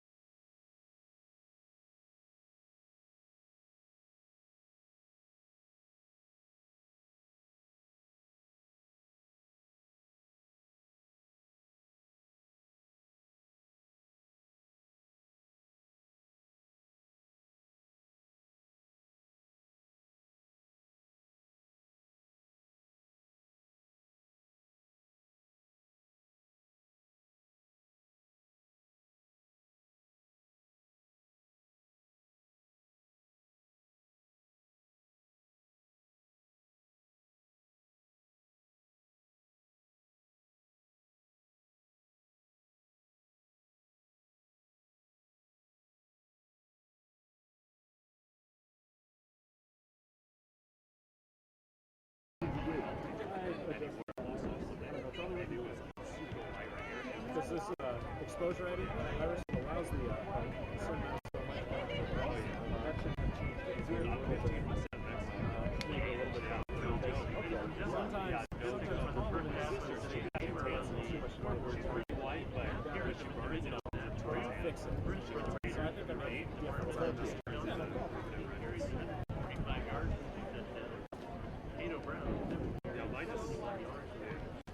Yeah, that is better. It is 7 yards. Yeah, like I walked, I used to live in Camarillo. We walked to the cafe, and it was about 27 yards. And I got burned. Up the side. And there were trees and stuff, so there was sometimes shade. I got burned. Yeah, I know, it's bad. Manuel Osachukwu. Do I look beautiful still? And Yeah, I sweated a lot. By the way, Jackson's hired you guys. Is that good? Is he listening to our broadcast? Yes, he is. Oh, sure. Yes, he's listening. He can't stay away. What's Jack's last name? You know, I don't know. Well, how would if I go like this? His name is Jack. We're just going to call him Jack. I'm going to talk about him. Or if I go like this during the game? 27 yards. And Jones taking a 4 yards and 1 touchdown. Receiving for City College of Santa Barbara, Jonathan Mercedes, 3, 47 yards. Defendingham, 2 for 23. Brent Mixer, 1 for 29, and Jacob Ortel, 1 for 4 yards. Tim Jordan's 100. Which one is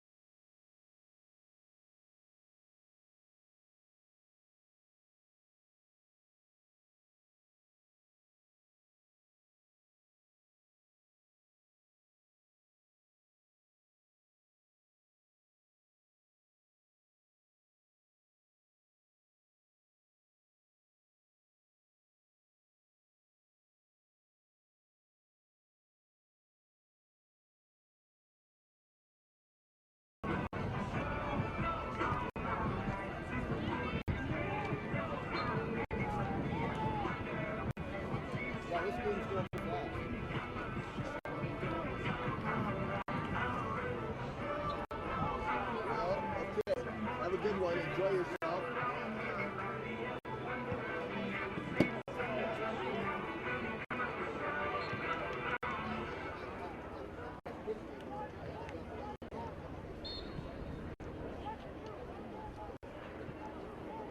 I was going to make a statement that said, we now know where the NFL is like. That was like, LOL, Pop! I know I should say that. But I wanted to say it. Okay, I'll talk to you later. Hey, Have fun. it was pretty bad. I will do. What's that? Like that Seahawks back here.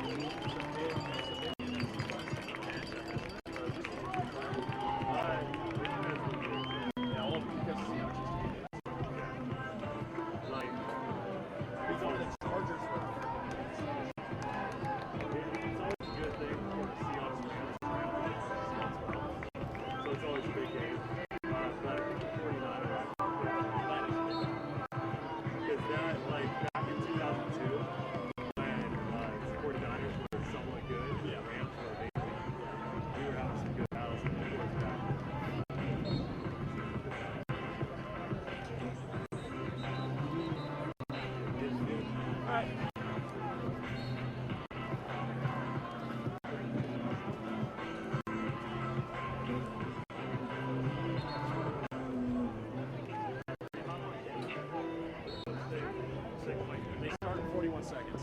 41 seconds? Well, considering they're still warming up. No, they start in 34 seconds, Brady.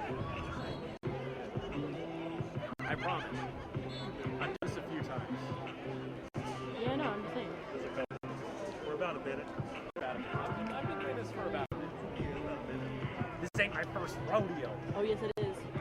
Joke.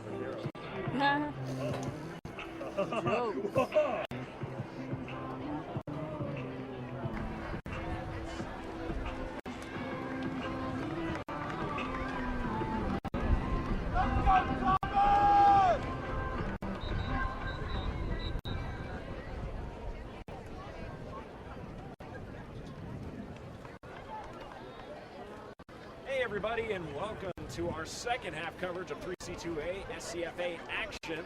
I'm your host, Emery Johnson, alongside Ryan Ketchum. Nathan Espinosa is not in the booth at the moment. He'll be back up here sooner than later. He's going to interview a couple of players and see what's going on down the sidelines. But this is the Beach Bowl. Raiders 21, Vaqueros 12.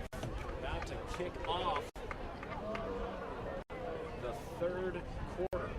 Back to receive the kick from Todd will be Elijah Cunningham and Ronald Fields. Still in the second half, a beautiful view. We actually have a cruise ship. If you were able to catch it on our camera when we did some wide spans, the cruise ship actually walked right in the bay, right by us. There's beautiful weather. There's actually an offshore breeze, so it should be a great second half. A beautiful place to play. I would not play there. Moorpark College. Moorpark College is a place to be. Anyways, we have Gavin Todd about to kick things off here in the third quarter. Everything is getting ready to go. Ball is going to number 2, Ronald Fields. He's deep in the end zone, and he's going to choose to return it. Deep in his own end zone. And he's going to be knocked down at the 9-yard line. Raiders defense not playing any games here in the second half. Isaiah Johnson making the tackle, and number 27, Michael Hightower, the second man on the tackle there. A little questionable on taking that ball out of the end zone. He was about 5 yards deep, and he had nobody blocking in front of him. All the return men, it looked like they were running to the end zone instead of trying to find a Raider to put their body on, trying to block them. It'll be interesting to see what quarterback they bring out on the field, and they decide to bring number 14, Joseph Osagueda. He's going to be out of the gun as they've played most of the time. We'll see if they hand it off. They do hand it off to Cooper. Cooper hits one defensive lineman, stop a little bit, then he's finally brought down by number 8, Marcus Johnson. Trying to get that running game established in the second half, trying to get that to be the center point of their offense since they had a result with a lot of passes in that first half. So it is a big key to get Cooper involved. Way out of the gun. Fakes a handoff, working to the right-hand side, and he throws it to the right of number 42, Emmanuel Nwasu. It's just a bad throw. He had one-on-one coverage, and Nwasu is not a small guy. He's listed on the roster as 220 pounds and 6 foot. He's a big man. Would have been hard to take down in single-man coverage. And he did have a lane up the far sideline had there been a shed tackle. Nonetheless, 3rd and 8. Raiders defense looking to come up big here on 3rd down. Out of the gun, the ad receiver's open, fires into the ground. And it was Joseph Agueda who was hit very hard. You can tell why he made a very poor pass on that attempt there. He had Raiders all over him. You know what, Emery? Something that's even more beautiful than this weather that we see this beach right in front of us is the pronunciation of the quarterback's name that you're giving us. It is just great. Gosh, you guys are so flattering. Both of you, it was Nathan and now Ryan who have been just giving me all sorts of props. If you guys don't know, this is my last broadcast here with Moorpark College Athletics. I'll be moving on to possibly bigger and better things. We'll see, depending on what my schedule permits for next year. But I will be going off to college and hopefully continue my work as a broadcaster. It's been my pleasure to bring you 3C2A action every single Saturday. And most importantly, Raiders football. As you get set to see the Raiders offense take the field, it's Cato Brown with Isaiah Johnson beside him. Behind him out of the pistol set. Ball goes to Johnson. Johnson punching through a hole. He breaks 1 tackle and 2. He's down on the ground with a gain of probably 6. We'll see how they end up here. They end up giving 5. 2nd 5 now. Isaiah Johnson, he was just doing exactly what he was doing in the first half. They just punched straight down the middle with that big size he has, and he just able to knock down any defender that tries to tackle him. Stacked receivers here on the near sideline. They're going to have 3 stacked now, bringing on Johnson. Cato's quarterback keeper. He has a lane up the inside of the hash mark there on the far sideline. He's able to get up with a 1st down. 13 minutes and 28 seconds. Raiders 21. Vaqueros 12. Raiders driving again. Last 2 drives have been stopped by turnovers. We'll see if they can score. Cato takes snap with his hands down. Throws deep. Looking for the end zone. And oh my gosh, Asachukwu almost came down with a 1-hit catch. He did have possession of the ball for a second, but it was finally knocked out of his hand. Now 2nd and 10. I mean, why not give it a chance to the end zone? Emmanuel was on that one-on-one coverage. You might as well. He almost did come down with it, so what a good job he did. I thought E-Man was going to come down with it. That almost drew similarities to last week at Santa Monica. Corbin Covey actually threw it high up to Emmanuel, and he was able to catch it in the back of the end zone. 13-22, Cato, quarterback keeper. He's going up the center. He finds a block, sheds a tackle, and he's continuing to run. He's got his legs underneath him. Only one in the way, and Wilbur makes a block, and Cato in the end zone. Touchdown, Moorpark Raiders. They score on their first drive, picking up where they left off. And something I actually did hear Emery say, Ryan Wilmore block. Ryan Wilmore, when he does not catch all those amazing passes, when he doesn't have those highlight plays, he does everything down on the field, not just with the route running, but with the blocking. So great play by Wilmore. Harrison Huffman to snap the ball. Long snapper. Gavin Todd kick is up. And the battery works just fine. Gavin Todd and Harrison Huffman doing it all year long. So the Raiders have 28 points. The Vaqueros have 12. As you remember, they tried and missed with the first extra point attempt because the ball was snapped low. Then they tried for a 2-point conversion and were not able to convert. On a very close play towards the end zone, nonetheless, they did not score. And some of this kind of bad for going for that 2-point conversion. They were trying to get those 2 points back, so they were trying to make it look like they just scored 2 touchdowns and had the 2 extra point conversions, those 1-point little field goal kicks. But with missing that 2-point conversion, it led them to being behind by 9 points at the end of the first half, instead of just being behind by 1 touchdown. So that should come into effect in this game if they are able to score.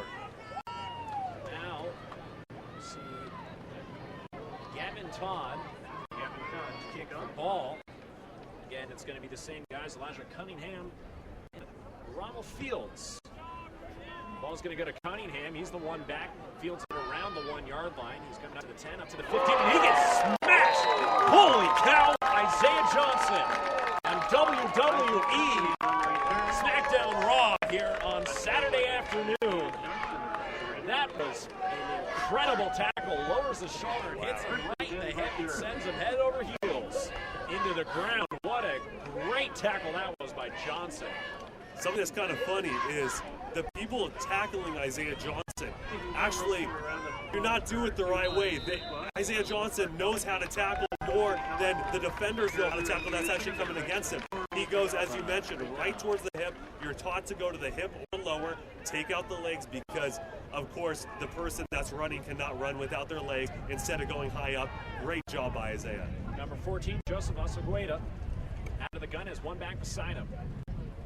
Delaying the snap count, they do. They shovel it off. It's a different running back this time than we've seen all day. No, excuse me, it's still number 42, Daniel Nwasu. Don't be too surprised if you see a trick play. I don't think they've run it during the season, but if you are going to have that little pitch play, the running back could go back and pass that ball, so that would be a trick play. If I was in, the coach's minds for Santa Barbara, I would try to draw that one up. We have seen Cedric Cooper actually throw the ball. He has a total of 1 attempt. He is 100%, so obviously connection was made. Osagueda looking like he's going to go under center, but you never see that at junior college, so I don't know why you would. They throw it off, and that's back to number 42. What I would say is their second primary running back, Manuel Austin, who does get the first down to the 26-yard line. 12 minutes and 6 seconds left on the clock here in the third quarter. Raiders 28, Vaqueros 12. It's great. First and 10 from their own 26-yard line. It's great for you saying this basically the secondary primary running back, because they have 3 running backs with 557 plus yards. It's not Nwasu again. He's into the pile, but he should have no yardage on that one. We'll see if they give it to him. They do. The line judge says he's up to the 27. And he will do. But he had nowhere to go. He just basically ran into the wall. All the big men up front for the Raiders. There's a player down for the Raiders defense. Number 5. Joseph Guerrero. He's that 5'11", 190-pound strong safety. Too bad that he's down on the ground right now. That is a little unfortunate. Of course, you never want to see any of those players being hurt.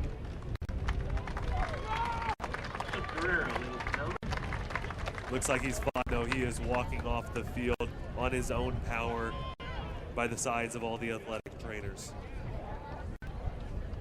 See what they end up doing to him. We'll hopefully get an evaluation of the situation by our on-field reporter or other color commentator, Nathan Espinoza, who did jump down there. He works for the journalism department here at Moorpark College, so he does go down from time to time and take pictures so he can get his work done. He is writing a piece on this ball game. 11:30 left on the clock after the injury timeout. Raiders 28, Vaqueros 12. Throwing over to number 6, Jonathan Lycia.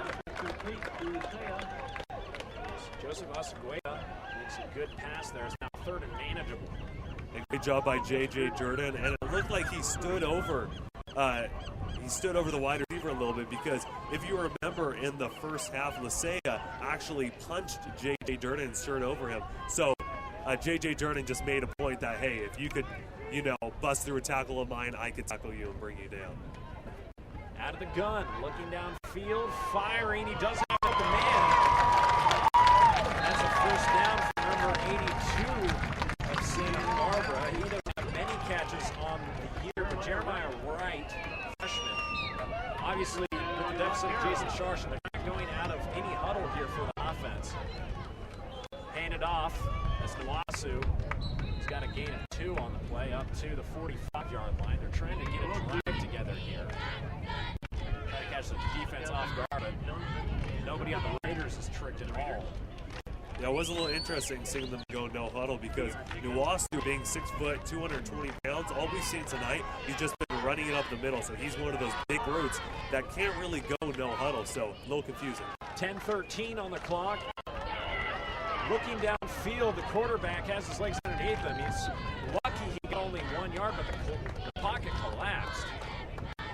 Joseph Asagueda. Osegueda, the ball carrier. Asagueda. Finally, the announcer says it clear.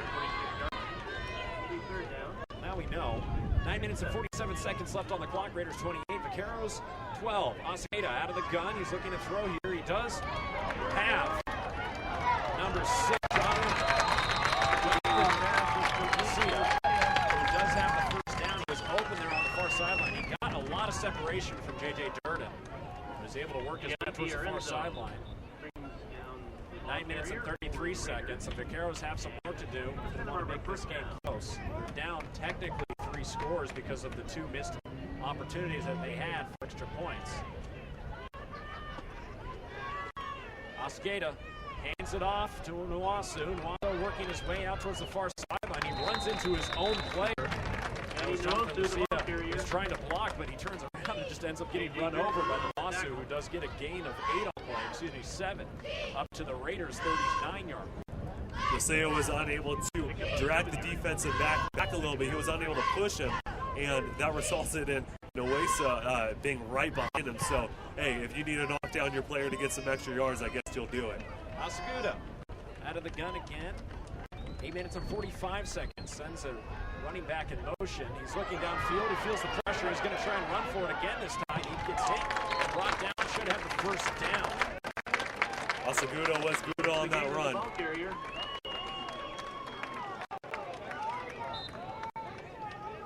To the Raider 36.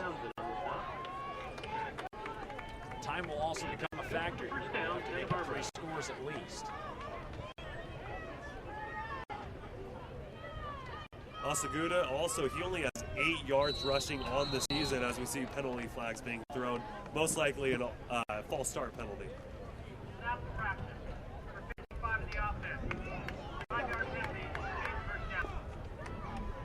Yes, it looks like it will be brought back another 5 yards. But as I was saying, Asagueda, he only has 8 yards netted on the season off of 6 attempts. So he is not your prototypical running quarterback, but he was able to escape the Raider defense to give them the first down. Split backs. Guda out of the gun, looking downfield, fires on the screen. And there's a late flag coming in from the back. I don't know how he was the one who saw that. That was a gosh, these referees. They say he had a handoff or something, but it must be pass interference. Really late flag from the very far judge. Out of around the 20-yard line. I don't know how he threw that far. Wow, I think we just found out where the NFL replacement referees are reffing the day. They got the jobs here.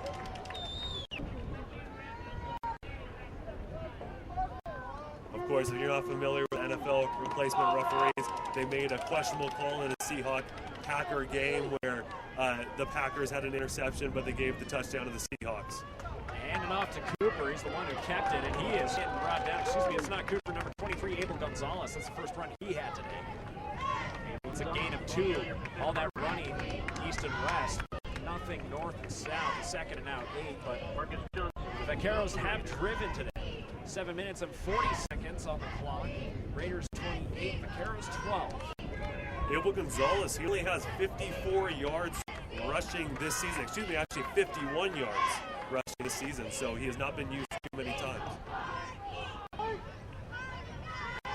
hand it off this time to Nwasu. The referees are blowing their whistles trying to get the play stopped. He only had a gain of 2 on the play. 3rd and now 6. From the Raider 27-yard line. Continues to run even more. Jesse Landman, number 54, middle linebacker for the Moorpark Raiders, was actually helping out on the tackle with Marcus Johnson, number 8. But Jesse Landman, number 54, he actually has 71 total tackles on the season, so he's one of the strongest players on this defensive side. Asaguda out of the gun, looking downfield. It's a passing play all the way. He throws. He does have his receiver, Socia, all alone out. Looks like he has Elijah Cunningham. He has the first down. They're inside the Raiders' red zone at the 15. Caden Galvin working his way over the linebacker to make the tackle. It seems like we do know why Lisea is one of the best wide receivers in their conference, because Centennial, he, of course, a major high school, but he was passed to the other guy, Elijah Cunningham. So great play and great out route. Asagata hands it to Cooper. He faked it to make it look like a quarterback keeper, but Cooper's only going to get 3. He's up to the Raider 9-yard line. We're so Cooper.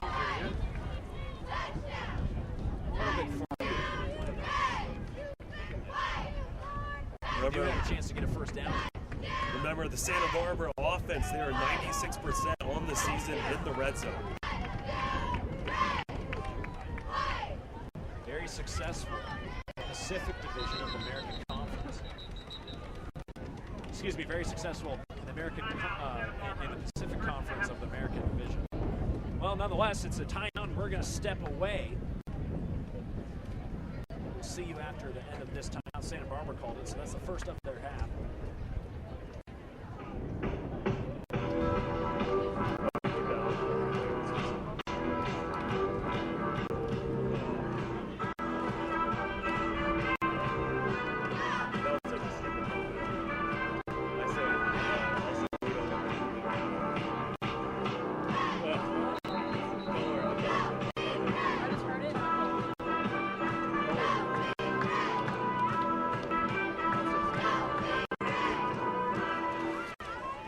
Here, after the timeout break, we're going to take a second to give our sponsors a shout out.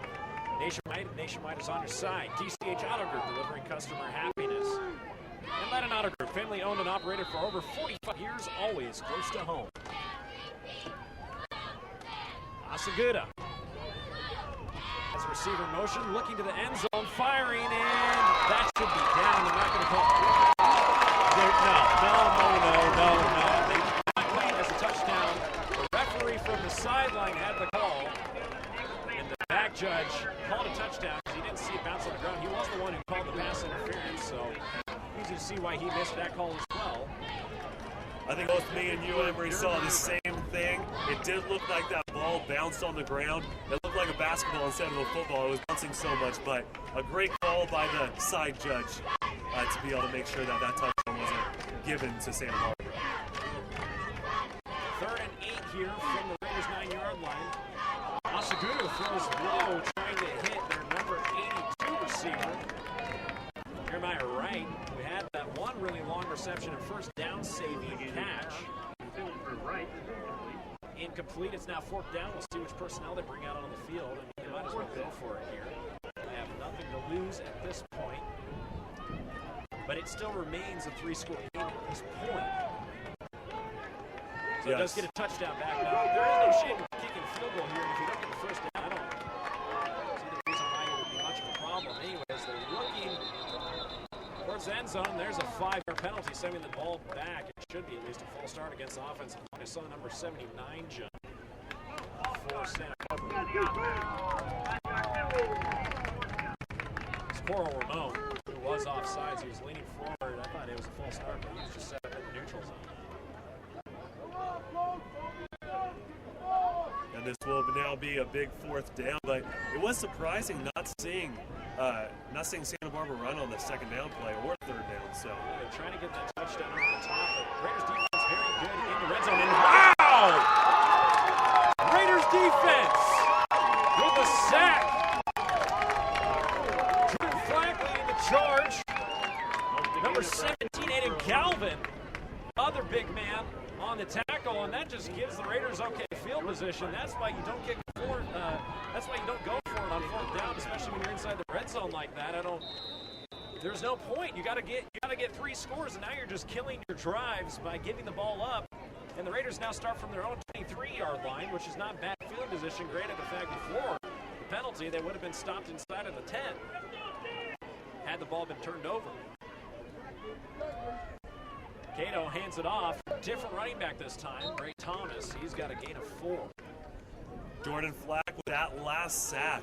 If they awarded him a full sack and not a half sack, he will have 10 on the season. He would be able to hit that decade mark. He got the 10.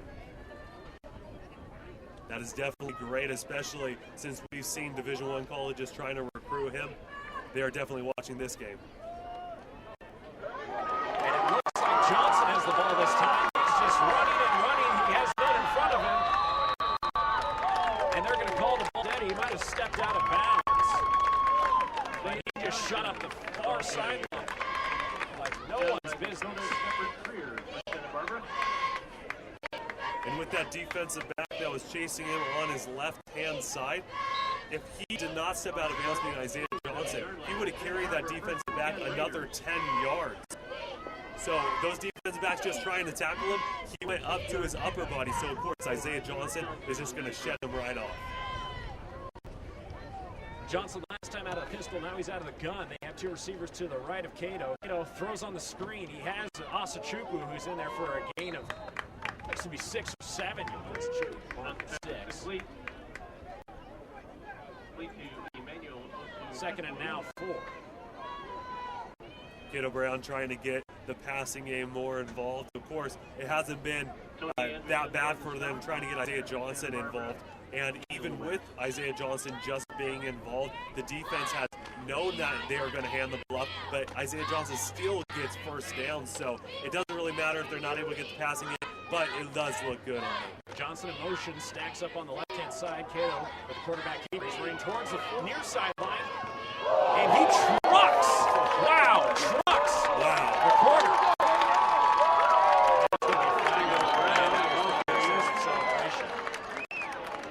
Hey, if my quarterback is doing that, and my quarterback is putting his health on the line and trucking a defender in a playoff game, in a bowl game, I'm definitely okay with him celebrating.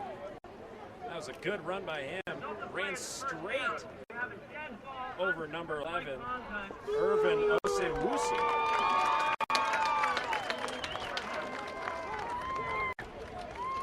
So they're going to take 10 yards back.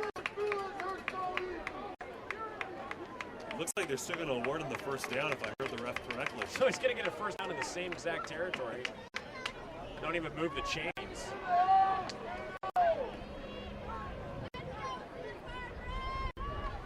Straight from the Vaquero, 27-yard.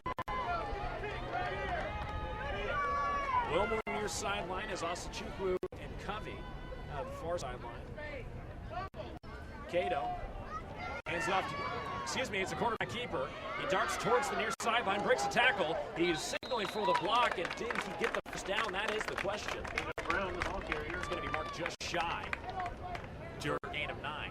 Jerry Rodriguez, he's almost like a best friend with Cato Brown, especially since you're watching him out here, number 36. He was positioned at the fullback position. He is listed as a tight end, but he just was able to get that defensive back. There's a defensive back that was rushing in on the far sideline, trying to get Cato Brown down. Rodriguez was able to position himself, pushed him towards the middle of the field, and that set up the run. Ryan Wilmore has the ball thrown towards him. He's still running. He's brought down inside the 5. I saw the move he made on the corner. He stepped left, got the guy to take the step, and then he continued on towards the center of the field and continued to run. Caught him in stride. Cato throws a really good pass to him. Asachukwu passes him, taps him on the back, and that was a great run and catch by Ryan Wilmore. He did a great job of establishing that route. I don't know why my eyes just happened to drift towards him. Cato hands it off to Isaiah Johnson, who's into the end zone. He powers through the middle, and touchdown, Moorpark Raiders. As you were saying, Ryan Wilmore Seymour, we've been talking about him all afternoon about his blocking, but something that goes very underrated, not just his hands or his receiving abilities, but the route running. Route running is very important for wide receivers to have. He was able to shed off the defensive back, and this is actually the second time that he has done that move. The second time he's done that, so the defensive back was still off guard when he made it. Harrison Hoffman snaps it to Covey. Gavin Todd puts it through the uprights. The Raiders perfect. So far, here into the third quarter, 2 minutes and 29 seconds. Raiders 35, Vaqueros 12. In the Beach Bowl. Raiders first time in 6 years making it to a bowl game, and they're making their presence known here in Santa Barbara. Something that's actually kind of funny, Gavin Todd, when he's able to actually kick that PAT through the uprights, it went inside the soccer goal. It went inside the soccer goal when he kicked it through, and it would have been a goal if he was playing soccer. So basically double points. Too bad it doesn't actually reflect on the scoreboard. But great job from Gavin Todd. He is an electrifying kicker, and he actually had his season high, I believe, last week against Santa Monica. It was a 49-yarder. 48 yarder. 48 yards. Come on, I thought you remembered it. It's okay. Hey, I try to add an extra yard on it. The soccer player converted kicker here for the Moorpark Raiders. This is his freshman year after redshirting last year. He has done such a fantastic job for the Raiders this year. It's always hard to find a good kicker, and they're going to choose to return it again. Elijah Cunningham trying to find a lane. He does. He gets up to the 25. He bursts one tackle. Gavin Todd moving his ball around to the far sideline. Cunningham working out to the 50. Gavin Todd, he makes the tackle. He brings him down. He does his job. The left-handed defense makes the tackle. Good job by Gavin Todd to identify where the ball was going. Elijah Cunningham works out a very good return. He was all the way 3 yards deep in the end zone, setting up great field position for the Santa Barbara Vaquero offense. Still leading the helm is Joseph Osageda. Vaqueros. He's going to have split backs. Okay, Cedric Cooper, what Emmanuel time are you going receivers to be out back in Moorpark? Because Alex is taking off in the for- pocket, looking to throw on Taking first driving. down. He does have number 82, Jeremiah Wright, open. The Okay, near sideline, but it was gonna way leave over his at, head out by the 20-yard line. I mean, that was to the side, I think you said? So we could be at my house by that time if we I can always drive. respect quarterbacks because football is very difficult. And to get it all the way, I mean, that's a what? 25-yard throw doesn't seem like it's too hard, but it actually is. Fakes a handoff in the pocket, looking to throw, and wow! Wow! What a tackle there! Number 43! And that is it. He has the tackle. And it looks like I'm at the football game. Asagura is down on the ground. Wow. He was laid out by I'm at Flack, SBCC right who now. got stopped by no one as he was running through the sideline or through the line of scrimmage. I'm so frazzled by that tackle. He hit him so hard. Yeah, And Jordan Flack, I think as you that's what mentioned, I'm he saying. did I not can text you the receive number and you that can talk to me about it. 10-sack mark on the last sack because it did look like he would have split it with somebody, so he Yeah. had a 9.5. He did get that 10-sack mark, that decade mark, but to be able to knock out a quarterback on the ground, he has a lot of power Okay, behind I'll him send at you a that number and you 6'4", can text her 220-pound and see what- frame. Holy cow. I mean, All right, cool. that was Bye. unbelievable. And, you know, we've been calling it all day. I mean, Flack has been such a menace here for the Raiders defense, but absolutely crushes him. I mean, he's down on the ground. So we're going to step away, show respects for the quarterback who is down for Santa Barbara. But you're listening to the Beach Bowl, and you're watching the Beach Bowl. Raiders 35, Vaqueros 12. 1 minute and 57 seconds left here in the third quarter.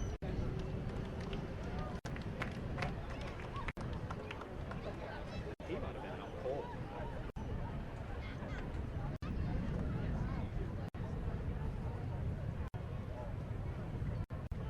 Sorry, I don't know what this Saturday.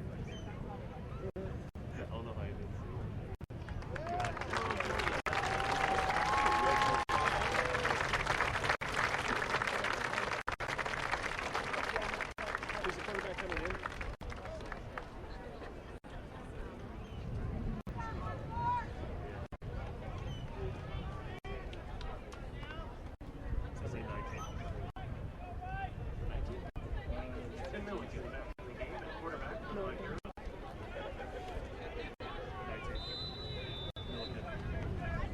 Timothy Milliken back into the game for the Vaqueros. Takes a step back. He had 3 receivers to the right. He's throwing. It looks like it's in coverage. Oh my goodness, that was almost an interception by number 29, Gianni D'Arienzo. Gianni D'Arienzo. And that's somebody we haven't seen too many times in any of the games this season. And it looks like he hasn't played too much, but he steps up big time and is able to guard the wide receiver perfectly. And that's going to send out the special teams here for Santa Barbara. Punting unit on the field. You have Covey back to take the kick. He's running towards the far sideline. He's out of the lane. And he's running up towards the far sideline. He gets up to the 50, sheds one tackle. He's still running. He's stiff-arming him. And he's finally pushed out of bounds. Corbin Covey, he's another one of those players that cannot be brought down. He actually hurled the defender. It was almost like a Sports Center top 10 play, you could say. He hurled a defender for a touchdown in a few games ago, but just trying to be brought down by defenders, they cannot do it. And as you saw, he was being tackled at about the 45-yard line, was able to carry them all the way down to the 33. Wilmore out onto the field. You saw him with a nice move and catch that put Raiders right on the 3-yard line. Covey made a really nice move there. He stepped inside, almost similar to the way that Ryan jumped off the line in the last drive. And he got the defender to completely miss the tackle. So Cato hands it off River Meza. Meza has a lane through the far sideline, and he's up with a gain of 9, we're going to call. Not a first down, but I thought he was there. No, it's fine. You can move it. See, that is what's special about the Raiders offense. You can have Isaiah Johnson, River Meza, Deshaun Francis, Anthony McLean, Ray Thomas, any one of those 5 running backs that come in, they're able to go right away. They're able to get that ball and get a first down, or at least what we saw, 9 yards close to a first down. So text her and Meza gets the handoff again. He's trying to bounce off the pile, but he's going to be stopped up, and he has nowhere to go behind the line of scrimmage. He'll loss of 2 yards on the play. Now 3rd and 3. River Meza, just like Ray Thomas, it seems like they don't have that same build as Isaiah Johnson. So they do like to go on those sweep plays. They do like to go towards the sideline with those players for running. But when you do have a chance to go down the middle, they do need that hole. And today, they have been great at creating the hole. That is the offensive line. And Mark Martin, just a great fullback and tight end. Cato out of the gun. He's receiving a lot of pressure. Throws on the flat. Hits. Looks to Ray Thomas or Corbin Covey. I can't tell the number. I believe Ray Thomas was in for the catch because he just got subbed in for River Meza on the last play. Knocked way out of bounds and deep behind the line of scrimmage. And it's going to be Gavin Todd out to kick here for the Raiders. And he's going to be bordering on his career long. They're going to mark it for a 49-yard kick. And as you were saying last week, a 48-yarder, now a 49-yarder. So this will be the kick that sets his own personal record. Harrison Hoffman, good snap, good hold. It's a low kick. And they're going to say it's no good. It went to the left. It definitely had enough power. It just did not end up in the right area. Something that was against him was the wind. The wind is behind the kick, so that's why you saw the power. That's why you saw distance, but it was leaning a little towards the left. So it did offset it a little bit. Of course, it could have just been that Gavin Todd did a little miss kick, but with his boot, his accuracy, it was most likely the wind carried it a little bit. Offense taking the field, and you see number 19, Timothy McKinnon. Licken. The gun has a bunch of receivers all in the slot. Big snap back as a throwing play.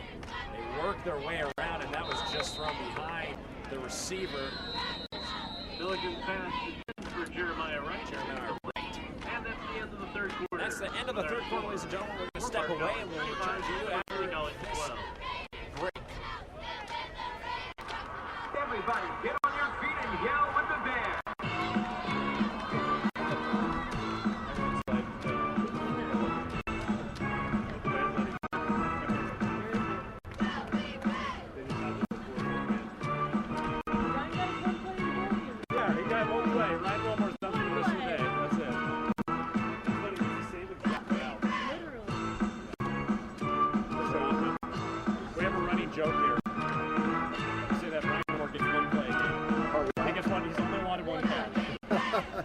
mean, he's so good though. He's very good, right? I mean, Yeah. why didn't He they? was doing perfect. My question is, why didn't they do him more often? I mean, Jackson's the same way. Here's He's the one. always complaining. Here's the one is Cato had him on the slam play that got intercepted. Remember that? He had him on the slam. He just didn't throw to him. I don't think he can lead a pass. Now we're back here.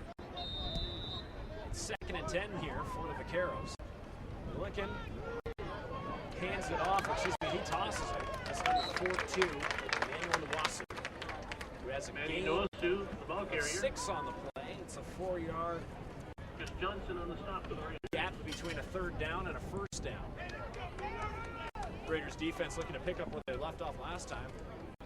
Jordan Flack hit the quarterback so hard that it most likely knocked him down and unconscious on that last 3rd down play. Flack in the backfield, and Nwasu has nowhere to go. He's going to be stopped. Only gets a gain of nothing. He gets a gain of 1 on the play, so it's 4th and now 4 for the Vaqueros, and we'll see which personnel they choose here. It looks like it's going to be the punting team coming out of the field for Cameron Townsend and Jordan Flack. the Vaqueros. It's funny because you just mentioned that Jordan Flack, he was the one that got the sack on the last 3rd down play, and then this 3rd down play, he was there for the tackle as well. He actually came right behind Nwasu and was able to be one of the 5 guys that brought him down. Corbin Covey out, take the punt, almost blocked. Oh, that is wrong. Referee says they hit the punter. And Ray Thomas did not hit him when he was not in motion. That is a very poor call by the referee there. He looked like he wanted to call it. And at least from my understanding, if you're going for the ball and you touch the kicker or you touch the punter, he's going to block. I mean, he's in stride. It's not a penalty if you're going for it.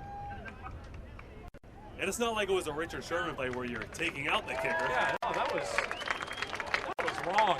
Oh my gosh. I've complained about it all year long. If you're just jumping on board with us this week, missed out because I've really ripped the referees this season. And so is my broadcast crew as well, Ryan Ketchum and Nathan Espinoza. You guys have done a fantastic job this season. I would like to congratulate you on making it through your first season with me.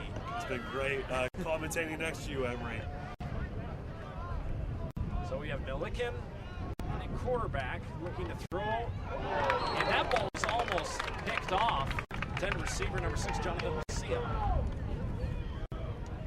He was trying to lead him, but the corner had his hand inside the little pocket or separation that Lucia had made with his elbow.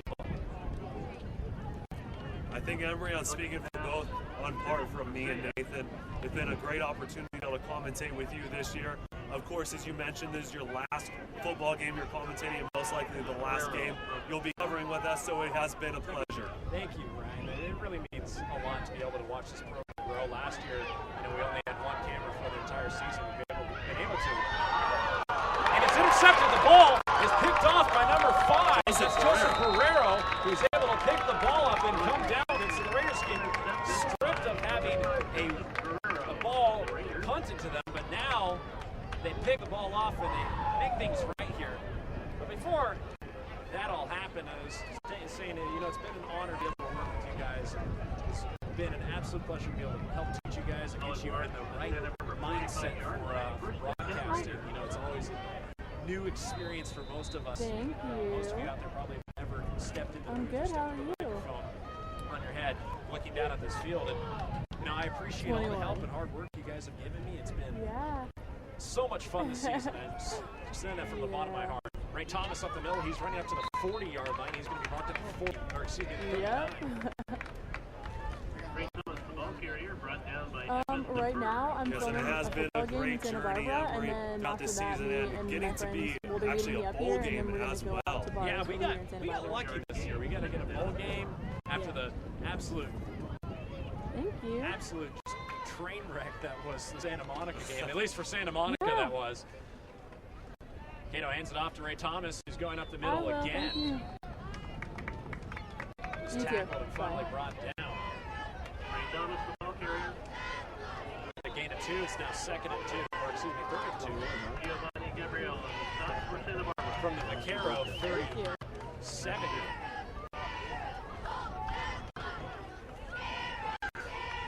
Gato out of the pistol set this time. Lomar far sideline. Massachusetts near side. Gato takes a snap, takes a handoff. It was to the wrong side. Gato quarterback keeper. He's going to be hit, and he's going to be brought down by a committee of Vaqueros. But he's going to be marked with forward progress, which is somewhat of a forward progress ideology there at the 40-yard line. We'll see the punting team come on. It's like it's Benson and Harrison Hoffman. And as we see the punting team come on, we actually have our guy that was back up in the booth with us. He went down the field, went and did field reporting. That is Nathan Espinoza, and he's back up here. Do you have anything to add that you were able to see down on the field that we couldn't see up here? Yeah, you know, I went down there after. I wanted to hang out in the locker room, check everything out, see what was going on with the team, where their heads were at, what was going on. First thing first, talking in the locker room, they let the guys settle down a little bit. Cato Brown's actually out by himself trying to get his head together, think about everything, get some fresh air. Out of nowhere, stands up, walks in there, and starts chanting to these guys. This is our last chance. This is the last game of the season. I need every one of you guys put your bodies on the line. Let's do this. This might be the last chance a lot of us can put pads on for the rest of our collegiate career. I need you guys to play like it. After Cato got that going, of course, emotional leader Michael Hightower gets in there, starts his chant up, gets everybody riled up, follows up by Mike Stewart, just getting them back on their head. He says, listen, we're getting fancy. We need to stop getting fancy. We got ahead of ourselves. We got a couple of plays that worked in our favor, and we got complacent. We thought it was okay to kind of get fancy out there. We're a little bit worse than they are. They're better than we thought they are. Let's not forget who we are. Let's go back out there and let's play the game that got us a lead in the first quarter. And sure enough, that's the same thing Isaiah said. Isaiah said, we're just getting fancy there. We need to start running the ball, stick to what we're good at, and we'll get it done. Of course, they come back in that third quarter and blast them. This Raiders team knows how to settle down and get their head on straight, and that's what they're doing right now. I couldn't have said it any better, and I'm glad you were able to go down on the sideline and get that insight for us, Nathan. I mean, it means a lot to us. We were talking before, you came up here, we were talking about how, this is, again, my last broadcast, possibly your last broadcast with us this year. And, we were talking about how this has been such an awesome experience for all of us, and that ball was picked off. Hayden Galvin with the pickoff. He's having a great game already. He laid some great tackles down. They will pick it up. We have a flag on the field. We got to wait and see what the ref's got to say going on. There is some confusion on the refs in the game. I did notice that when I was on the sideline. There has been a few questionable calls, I guess you could say. There's been a couple times where one ref sees something the other one doesn't, and then they kind of got to talk about it and figure it out. Where it does hurt in JC football to not have that instant replay, we kind of got to rely on that first instinct. And so, anyways, keeping with the two things, I told you guys I'll be taking the play-by-play here, and I know it's not necessarily your favorite thing to do is jump in garbage time. But I'm going to hand the microphone off to you for play-by-play, Nathan. I'm going to give you the stat sheets and my Santa Barbara roster, and I'm going to take over here on color. And I would love to hear you call your final game here for the season. I know you've worked hard, and I've been wanting to give this to you all day. Absolutely, no problem. I don't mind taking over at all for the last quarter of this final season here at Moorpark Raiders. Thomas, the ball carrier. So yeah, it's a nice calling game when you're up as well. 35-12. This team is really, last week when we played Santa Monica, when we were really blowing them out, the team's aura was just amazing. They were loud. They were having fun. It's almost like they didn't have a game going on. Today, a little bit different in the story. Even though they are up 35-12, they have their heads on straight. They don't want to come out of here like Santa Monica or Santa Barbara or come back from this game. Cato Brown right now taking the snap. Hands it off to Ray Thomas. Ray Thomas gutting through some people, almost gets up to the first down. 9-yard gain for Ray Thomas. Really gutting the Santa Barbara defense. Defense is not held together against the run very well. It looked like Ray Thomas, he had actually 2 straight good runs, and it looked like that last run, actually 2 runs ago, he was knocked out of bounds. It almost looked like an illegal hit. Looks like we might have an encroachment on that one. Cato gets over Corbin. Corbin makes an athletic catch behind the defender to bring it in on the third down. Looks like there was encroachment, like I said, for the defense, but they did not catch it. I'm pretty sure it would have been declined anyway, as Corbin goes up, puts his body on the line as always, and brings down an athletic catch on the 4. It's marked him at the 5-yard line. Again, Raiders in the red zone. What is that? Is that Corbin Covey's second acrobatic catch of the game? Of the game, incredible. Not of the season, of the game. Coach.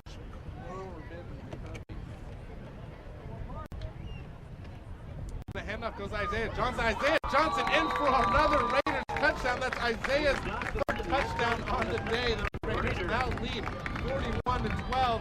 Gavin Todd get ready to make it a 42-12 lead, spreading at 30 points over Santa Barbara City College Vaqueros. Isaiah Johnson, just an incredible run, and we have seen this all day today. 185 yards per game on the rushing side. 185 yards rushing are given up by Santa Barbara every single game. So Isaiah Johnson just taking full advantage. Just 9:22 left in this game. Gavin Todd go take the kick. It's up and it's good. He has missed one field goal, but he has not missed any extra points today. The Raiders now lead 42-12 with 9:22 left in this game here in beautiful Santa Barbara. Everybody, if you're listening online, if you're listening through YouTube, we are here to chat with you. I'm finally sitting down and looking at the YouTube browser. So if you want to comment or say something, I'm here monitoring everything that you guys will be saying. If you're not, if you're listening through the Moorpark College website, you can go ahead and click the link at the top left of the YouTube screen where it says 3C2A Beach Bowl 2016 Moorpark Raiders versus Santa Barbara Vaqueros live. And it'll take you to YouTube where you can see the chat room, and I can reply to you and answer any questions about Moorpark College sports broadcasting if you do have any. One thing that Stuart wanted to bring up, I don't want to forget in that time, was don't give up on these guys. Even if we're up on this team, they've come back against Ventura College, and they came back against LA Valley, the undefeated. They know how to play football. Like I said earlier in the game, they might be a little down on themselves, but you can't give them any time to come back. They will, and they have against other teams that are very good, and both of which are going to be playing postseason ball. Kevin Todd gets set to take the kickoff. He's been having a great day of kicking, sticking it in the end zone twice now. Every other one right under the 5-yard line mark. The kick is up, and it is a real low kick, but nice laser all the way back. Lands about the 1-yard line. Receiver's going to lose balance and fall down at the 11-yard line. That was number 1, Elijah Cunningham. Kind of lost his footing on that one as he tried to cut upfield and just didn't even try to get back up. Kind of gave up on the play. It's really upsetting sometimes when you see a team down 30 points and kind of just giving up on the game. It's a little interesting because you were mentioning about how you were on the field at the beginning of the game and you saw that the field, it would be a little slippery. And we haven't really seen anybody slip since Cato Brown did it the first play. Yes. And that, being on the field, there is some areas that seem to be a little more worn out than the other. The pass is knocked out. Raiders have been really on top of today. A little inaccuracy from the quarterback from Santa Barbara. It's number 19, Timothy Lekin. He is not the quarterback who started the game. That might be the more of an accurate quarterback, a little bit taller, a little more stout. Took a big hit earlier. Was able to get back up. As we saw the quarterback rolling out on the last play, Jordan Flack was actually the guy chasing him. He's been everywhere. Jordan Flack was also the guy who laid him out a little bit ago, and so you can imagine he's a little scared. The ball's taken out of the backfield. Number 42 is broken out of the field.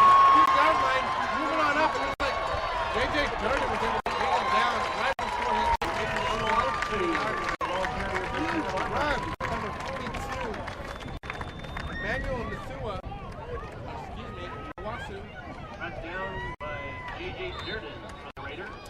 J.J. Durden was able to save them from a touchdown on that one. Marked at the 18-yard line of Moorpark. First and 10, Barbara. Licking gets ready to take this one up. They want to push this ball up the field as fast as possible. They only have a little bit less than 9 minutes as Moorpark takes timeout. Slow the pace of this game down a little bit. Looks like Christian Rivers is on the field right now, taking a breath. I don't know if he's injured or taking a breath when he gets off the field right now. As you mentioned, Nuosu run. He's 6'2", 220 pounds. He's a big guy, so J.J. Durden bringing him down, he did a good form tackle. He was able to take out the legs, and that's the only way you can bring one of those guys down, just like Isaiah Johnson. On the other side for the Raiders, 6'1", 208 pounds as well. Yeah, and that J.J. all day has been fearless. He had one-on-one matchup with Jonathan Lucia, 6'6", 230-pound wide receiver. He wasn't able to bring him down south, but what he did was he wrapped him up, held him there until Jordan Flack could get over there and assist him on the tackle. What better person to assist you on a tackle than Jordan Flack as well? Exactly.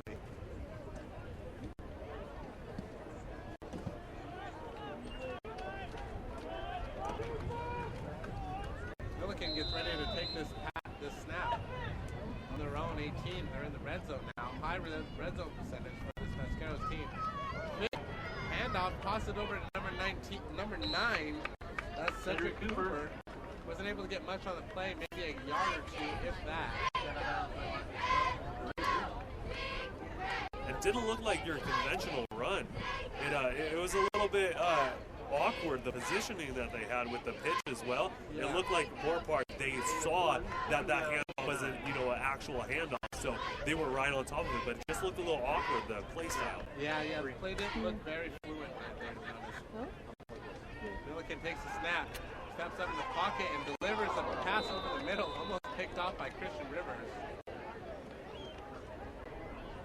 Rivers having a great game as well. I think everybody on this team knows this is a lot of their last chance to put these pads on. A lot of them don't have offers to leave to another college after this. They're playing like this is their last game. And you mentioned usually, the 2 years until you're a sophomore basically for junior college or community college sports. So they're basically looking at their last times, and like you said, if they don't have a Division I offer, they can't really go anywhere. Exactly. Milliken takes a step back. Again, overthrows his wide receiver, was shooting for Elijah Cunningham. Overshot him, J.J. Durden, ball went right in between his hands, trying to pull that in. The Vaqueros are now facing a 3rd and 10. It seems like this game is slowing down a little bit with this high-powered passing offense. Going forward on 4th down again has not been successful for the Vaqueros today. Milliken takes a snap. Almost sacked on that one. Threw it away before he could even find the receiver. Threw the ball behind his receiver. And the ball will be turned over on downs. Moorpark Raider will take over at 17. And just great defense by the Raiders. They were able to come in with everybody. And Michael Hightower, number 27, was actually in there to disrupt the quarterback before he was able to throw the ball. Exactly. And after that last hit that he took from Flack, the quarterback, Milliken, it makes you think a little bit before you sit in the pocket a little bit longer every single time. He was definitely down for a little bit, and Flack got a clear strike on him. Definitely hurt him a little bit, made him think twice about sitting in the pocket a little bit longer. Cato Brown now takes over for his team at 17-yard line. Hand off to Ray Thomas. Ray Thomas trying to make a move on the outside. He isn't able to get much besides a yard or two. At this point, they're going to keep sticking to their game plan. Run. With that, the clock will burn down. As you were mentioning, Jordan Flack hitting those quarterbacks and staying in the pocket. All these quarterbacks from Santa Barbara, the highest rushing yards is 8 yards in the whole season. Yeah, not big rusher. Cato breaks 100 yards very often. And Ray Thomas is able to break to the outfield to get a first down. The Raiders moving the ball up the field, but stopping the clock as well. At this point, you don't really want to keep stopping the clock. But you got to be safe as well. Taking that safe play just to step out instead of taking an unnecessary hit is always the smart approach to take. The Raiders now have a first down starting at the 28-yard line. Cato Brown's got Thomas to his left. Hands off to Ray Thomas again. Lots of room. Patiently walking up the field for a nice 15-yard gain to about the 45-yard line. Ray Thomas really put in some yardage late in this game. And we have an injured Vaquero on the field about the 50-yard line. A lot of Vaqueros hurt today. We'll see what's going on with him as athletic trainers go out to check on him right now.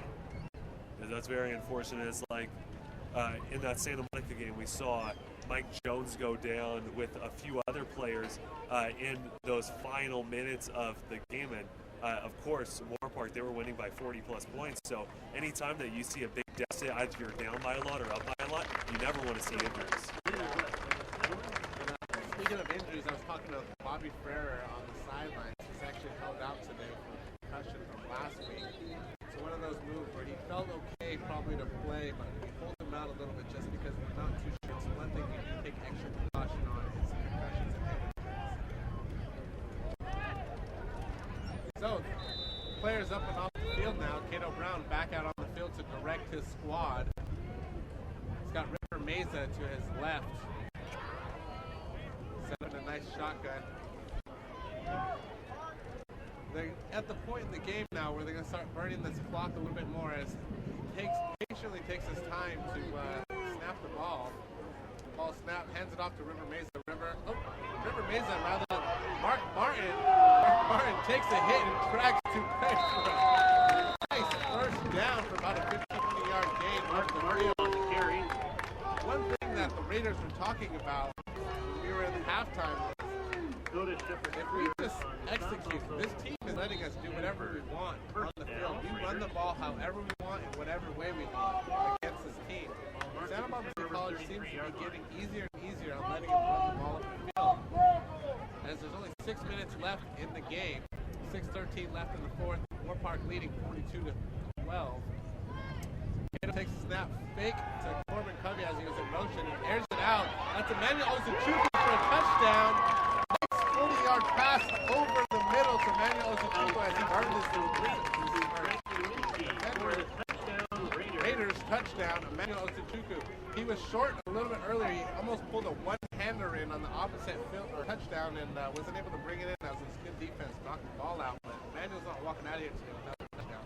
Yeah, it's nice to see everyone getting the ball up at this point, and Raiders tagging another 6 up there. Another 6, now leading 48-12. I was talking to the wide receiver crew for just during practice throughout this week, and there's a huge respect for their 2 main receivers, actually 4 main receivers, Covey, Cade, Emmanuel, and Ryan. They do such a good job of being able to get open and make the offense work when the running game is being figured out by the defense. And it's a very nice thing to see, all of them getting the ball so far today. Absolutely. Ryan Boomer, not too much of a factor today, usually a bigger factor in most games. He's been able to find too much time. He got one nice reception on the opposite field. He has a lot of nice blocks today. I think that's his biggest statement is he knows how to play his body on the team. He's a great route runner, very disciplined, and exactly, yeah. Sometimes it's the blocks that are unnoticed. He's definitely putting his part in on the field. And the battery, Harrison Hoffman and Gavin Todd. They've been a great duo. For the, what is it? How many times have they converted today? 7? Yeah, I think it's 7, yes. Wow. 7 touchdowns and 7 extra points here for the Raiders, 49. Yeah, Gavin was 12. 52. Well, Gavin unfortunately missed a field goal wide left earlier. It was bordering on his career long. It was bordering on his career long. Gavin Todd getting ready to set to kick this one.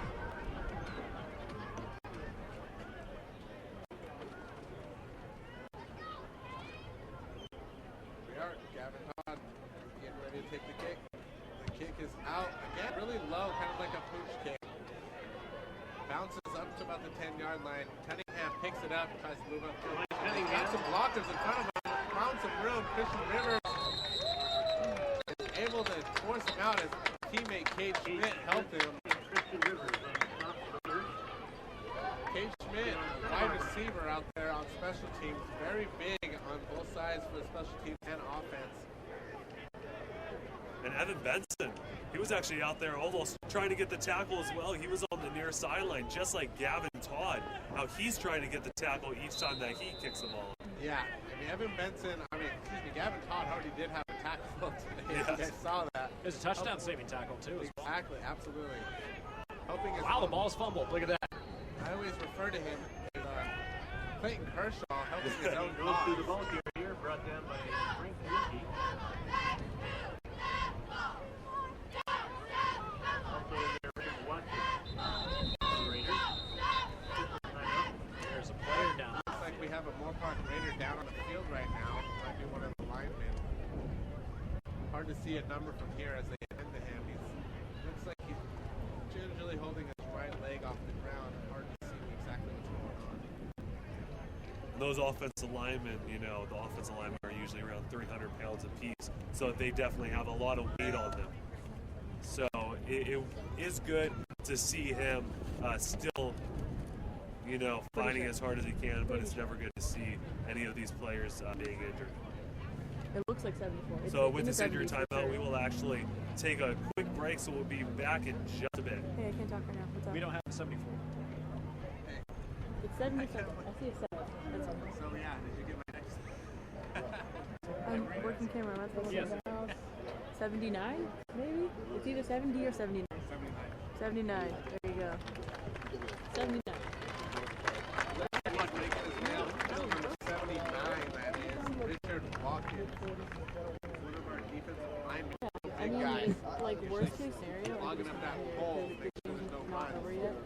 And by the time Now just 5:59 left in this game. Moorpark leading 49-12 over the Vaqueros. Santa Barbara City College we're winning. takes the field at the 41-yard line, Yeah. needing to get this up as fast as All right, well, I possible. gotta go. So, Trying to save face, essentially. yeah, let's do it. All right, I gotta go then. Bye.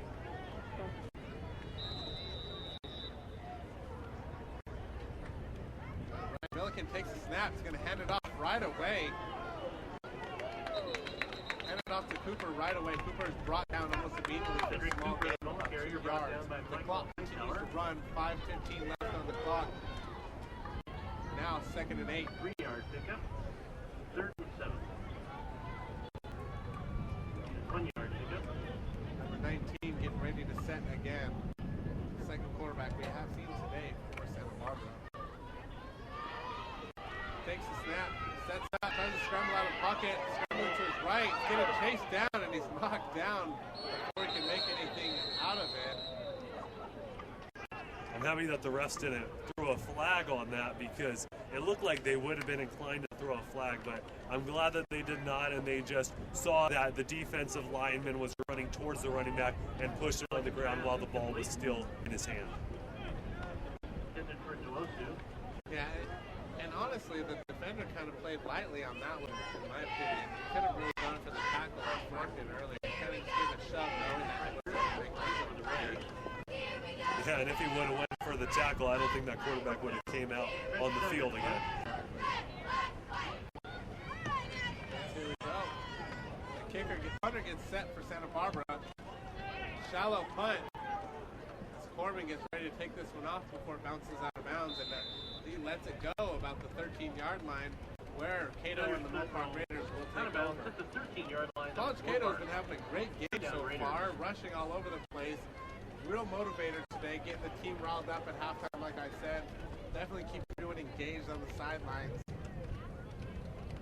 That's definitely something you want to see out of your quarterback. Of course, as you've been mentioning, we've been mentioning all season. This is also just standard in every football team. The linebacker is the team leader, the defensive leader, and the quarterback is the offensive leader. And usually the quarterback assumes the role as the whole team leader. So Cato, if he's being, supportive and he's telling everybody what to do, he's being a leader, that just pumps everybody up. No Cato right now. We see Trent Thornton out there. Number 12. Backup quarterback, and Cato hands it off to Ray Thomas. Ray Thomas sheds the tackler. Nice stiff arm by Ray. Makes it for a small gain about 1. Clock continues to burn at 3:45 left in the game. Moorpark leading 29-12. 2nd and 8. It was ridiculous. The stiff arm, it looked like he threw the whole entire defender's body just straight off of him. It was ridiculous. Nice strength by Ray Thomas right there.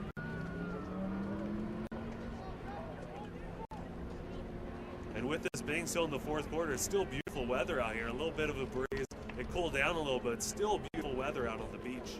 Yes, the beaches, the view of the beach is getting more and more clear as we're getting later into the night right now. Thornton takes a snap, hands it off right away. Looks like it's going to be Isaiah Johnson. Anthony McLean was running up there. Anthony McLean making a funky run. That was a dirty move he just made on the defender there. You saw him. He kept just kind of showing that he was going to try to dart to the left, but then he just pushes off and plants and goes to the right. He kept getting the defenders to move off. What a good move by him. Yeah, Adam and Anthony played on that one. Been kind of sidelined for most of the game. Darius Fly with such a great running talent. Now we see him gashing these guys to win. And, you know, again, you see there, you see the future of a running back core here actually coming in late in the game. Anthony McLean and you have Deshaun Francis, both of them freshmen. They're going to be, you know, taking the reins from Ray Thomas and Isaiah Johnson next year. You know, which, again, all of them have a very similar running style, which is very downhill. And it's amazing. It's such a joy to watch. Obviously, River Mesa, he's leaving this year as a sophomore. Lots of running leaving, lots of good ones coming in. Thornton takes a snap at the 45, hands it off to McLean again. McLean takes a small gain, about 4 yards, almost making it to the first down marker. He's short about a yard or two. Now looking at 3rd and 1, 2:40 left on the clock. The ball carrier is Deshaun Francis this time, another one of our backup running backs who will be most likely starting next year. I just alluded to this when River Mesa came in for his first run in the first half, but these running backs, when they come into the game for Moorpark, they just automatically are right in there for a big game. Yeah. Because automatically they come in and do something well. Deshaun Francis again with the first down, small gain, but he gets past the first down marker to make it a first down. Ellen Martin and Just over 2 minutes left in the fourth quarter. First down Raiders. That's good for the first down. Moorpark. The Raiders lead this 49. Gentlemen, I want to remind you to stick around for It looks like this may be the last first down that they need to get with only, you know, just under 2 minutes left. Of course, I don't believe that the Vaqueros are actually going to be calling a timeout. I would doubt that they want to, you know, delay the beating. I think they would, you know, want that score, that clock just to run down, and it looks like they're actually going in a victory formation.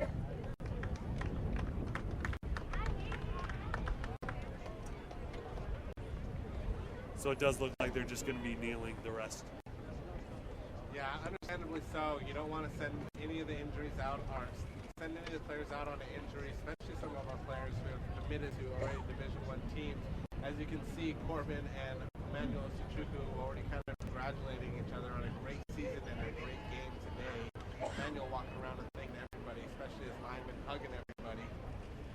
Now setting up one more time, Emmanuel to take the snap. As set up as a running back, Thornton takes the kneel in victory formation. And what an amazing road it has been. The Raiders starting off the season not necessarily as promising as we would have liked to have seen it, but fight their way after playing a couple tough teams. Big victories over Bakersfield. Big one. And big victories over, it was Cerritos College. Cerritos with 1.1 left in that game. And they have had such a nice roll into this game where they were able to face Santa Monica and get their hopes up in the coach had the catering dropped on its head. Mike Stewart, it's been a long time coming. What color was it? I don't know. They're wearing gray and they're wearing windbreakers, so they're probably waterproof. And there is your final score, ladies and gentlemen. The clock counts to 0. Raiders 49, Vaqueros 12. Finally win a bowl game after not being in one for over 6 years. And the Raiders win the Beach Bowl here Saturday, November 19th, 2016 at 3:36 p.m. The Raiders have won the game. And we congratulate all participants, including Santa Barbara, on making it through that extra game of the season. It's a wonderful production that they have put on here. And we are excited for the trophy celebration and ceremony as the Raiders finally capitalize on what has been a long time coming. We thought they were going to get one last year, but weren't ranked high enough in the power rankings. And the Raiders finally do it this year with a overall record of 6-5 throughout the total season. And ladies and gentlemen, I'm Emery Johnson alongside Ryan Ketchum and Nathan Espinoza. Stick around for our post-game coverage, and we'll see you in a few moments.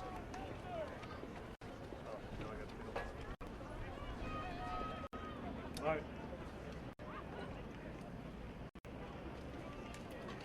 So is the ceremony after, or is it like right now, or like after? Yeah, it's right now. There we go. Okay, let's go ahead and jump into our victory formation. LOL. Oh, wait, we got blue chairs.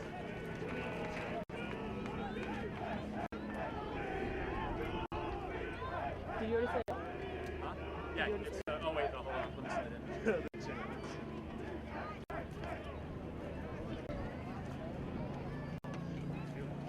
Did you slate?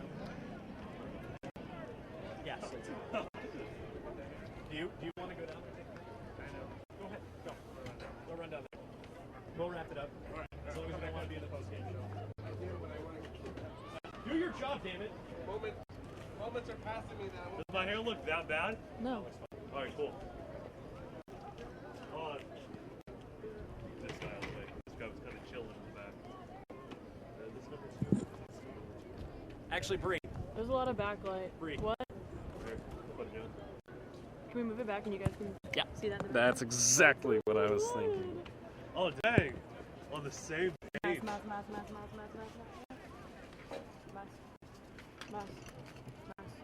I just realized something. Our mics were actually on. No, we're on slate. We got we're slate on. in. Okay, cool. I'll turn them back on then. Not right now. No, we can turn Not right now. Why not? Because our coverage is like done, and then it's gonna come back on. This isn't It's, gonna like, reach. Blacked out. Wait, Emery, don't slate it in yet. We have to move it forward because the HDMI cord's not gonna reach. Yeah. Do you help with that? Okay, guys. Yeah, Thank you too. you. All right, we're good now. Oh, we're going over here? Yeah. I didn't pay attention.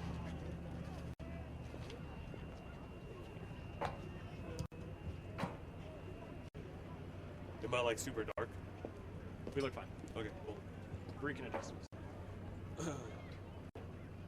Hello, everybody, and welcome to our post-game show. I'm Emery Johnson alongside Ryan Ketchum. Nathan Espinoza had jumped down onto the field so that he could go ahead and take a picture of the team as per his job as a writer for the journalism department. Obviously, you see the beautiful field behind us in this wonderful view. We've had such an amazing experience calling this bowl game for the Raiders to win their first game in 6 years. Ryan, what was your takeaway from this afternoon's game? Obviously, the Raiders very strong on offense. Yes, very strong on offense. That rushing attack was just ridiculous. They were running all over the place. Anthony McLean, Ray Thomas, Deshaun Francis, everybody, Isaiah Johnson, River Mesa got in on the act. Cato Brown even got in on the act. Everybody was doing everything well out there today.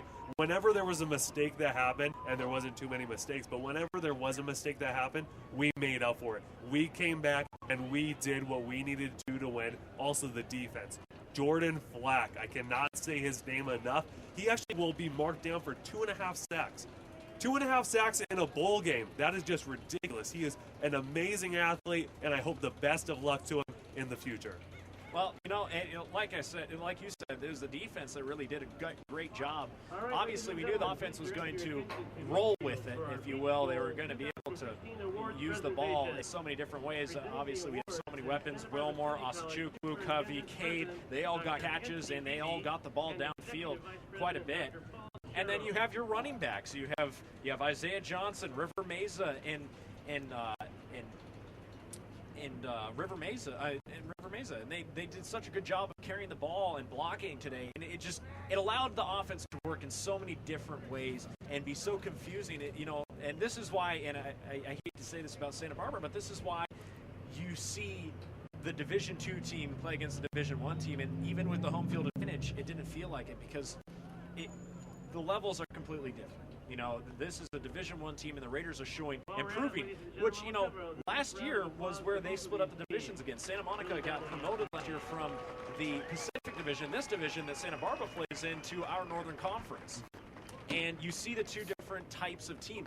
The Raiders have proven last season that they were able to stay in here. Now they're proving this year that they are here to stay and that they want to play at this level, and that they will play at this level because they have the talent to do it. The coaching staff has done such an incredible job. If you're a possible recruit watching us here, we love the fact that you guys are watching this this broadcast, but we also want to let you know that this Raiders offense and Raiders defense on the coaching staff side of things is one of the best we've seen in years, and they are just such a good coaching staff that they can bring everybody into a working motion, allowing this offense to prosper in so many good ways. So I'm going to go ahead and tie it up. I know I've been talking, Ryan. I didn't want to take it away from you, but it is your last game. It is my last game. However, we're going to go ahead and wrap things up so you can see the rest of the trophy ceremony. I'm Emery Johnson for the last time for Moorpark Football. I'm signing off alongside Ryan Ketchum. We'll see you soon.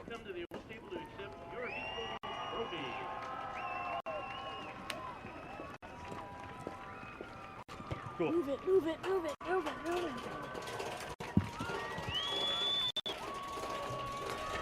I just heard my throw. So it's, you know, we're doing a shot. Okay, let's go ahead and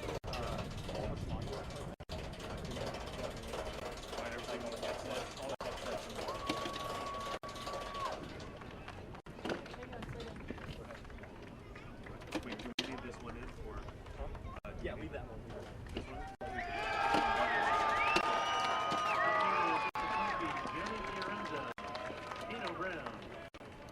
River Mesa, and James Perryman. Congratulations. And now, ladies and gentlemen, the presentations for the outstanding players and MVP of today's game. First, the player of the game for Moorpark College. Quarterback number 13, Tato Brown.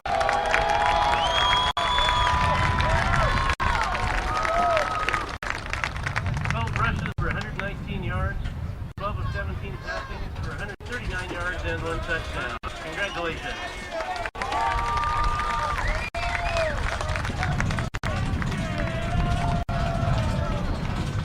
And now the player of the game for Santa Barbara City College. 16 carries for 90 yards and 1 touchdown. Number 9, Cedric Cooper.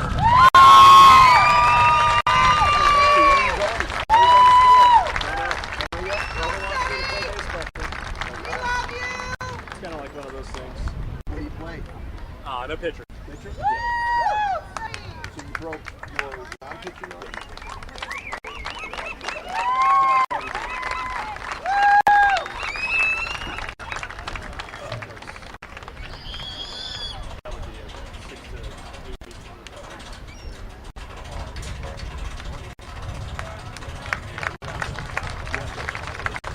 Now, for the most valuable player for the 2016 Beach Bowl, this young man had 21 carries for 208 yards, 9.9 average per carry, 4 touchdowns.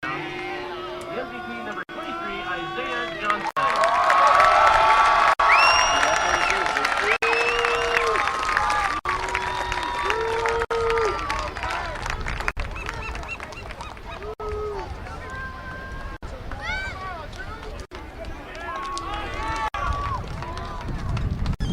Once again, a round of applause for these two teams, and congratulations to the captain, Moorpark. Ladies and gentlemen, thanks for your attendance at Beach Bowl 2016, and for your attendance all season long here at Santa Barbara City College Vaquero football.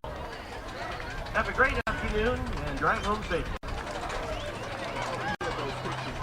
Okay, thank you.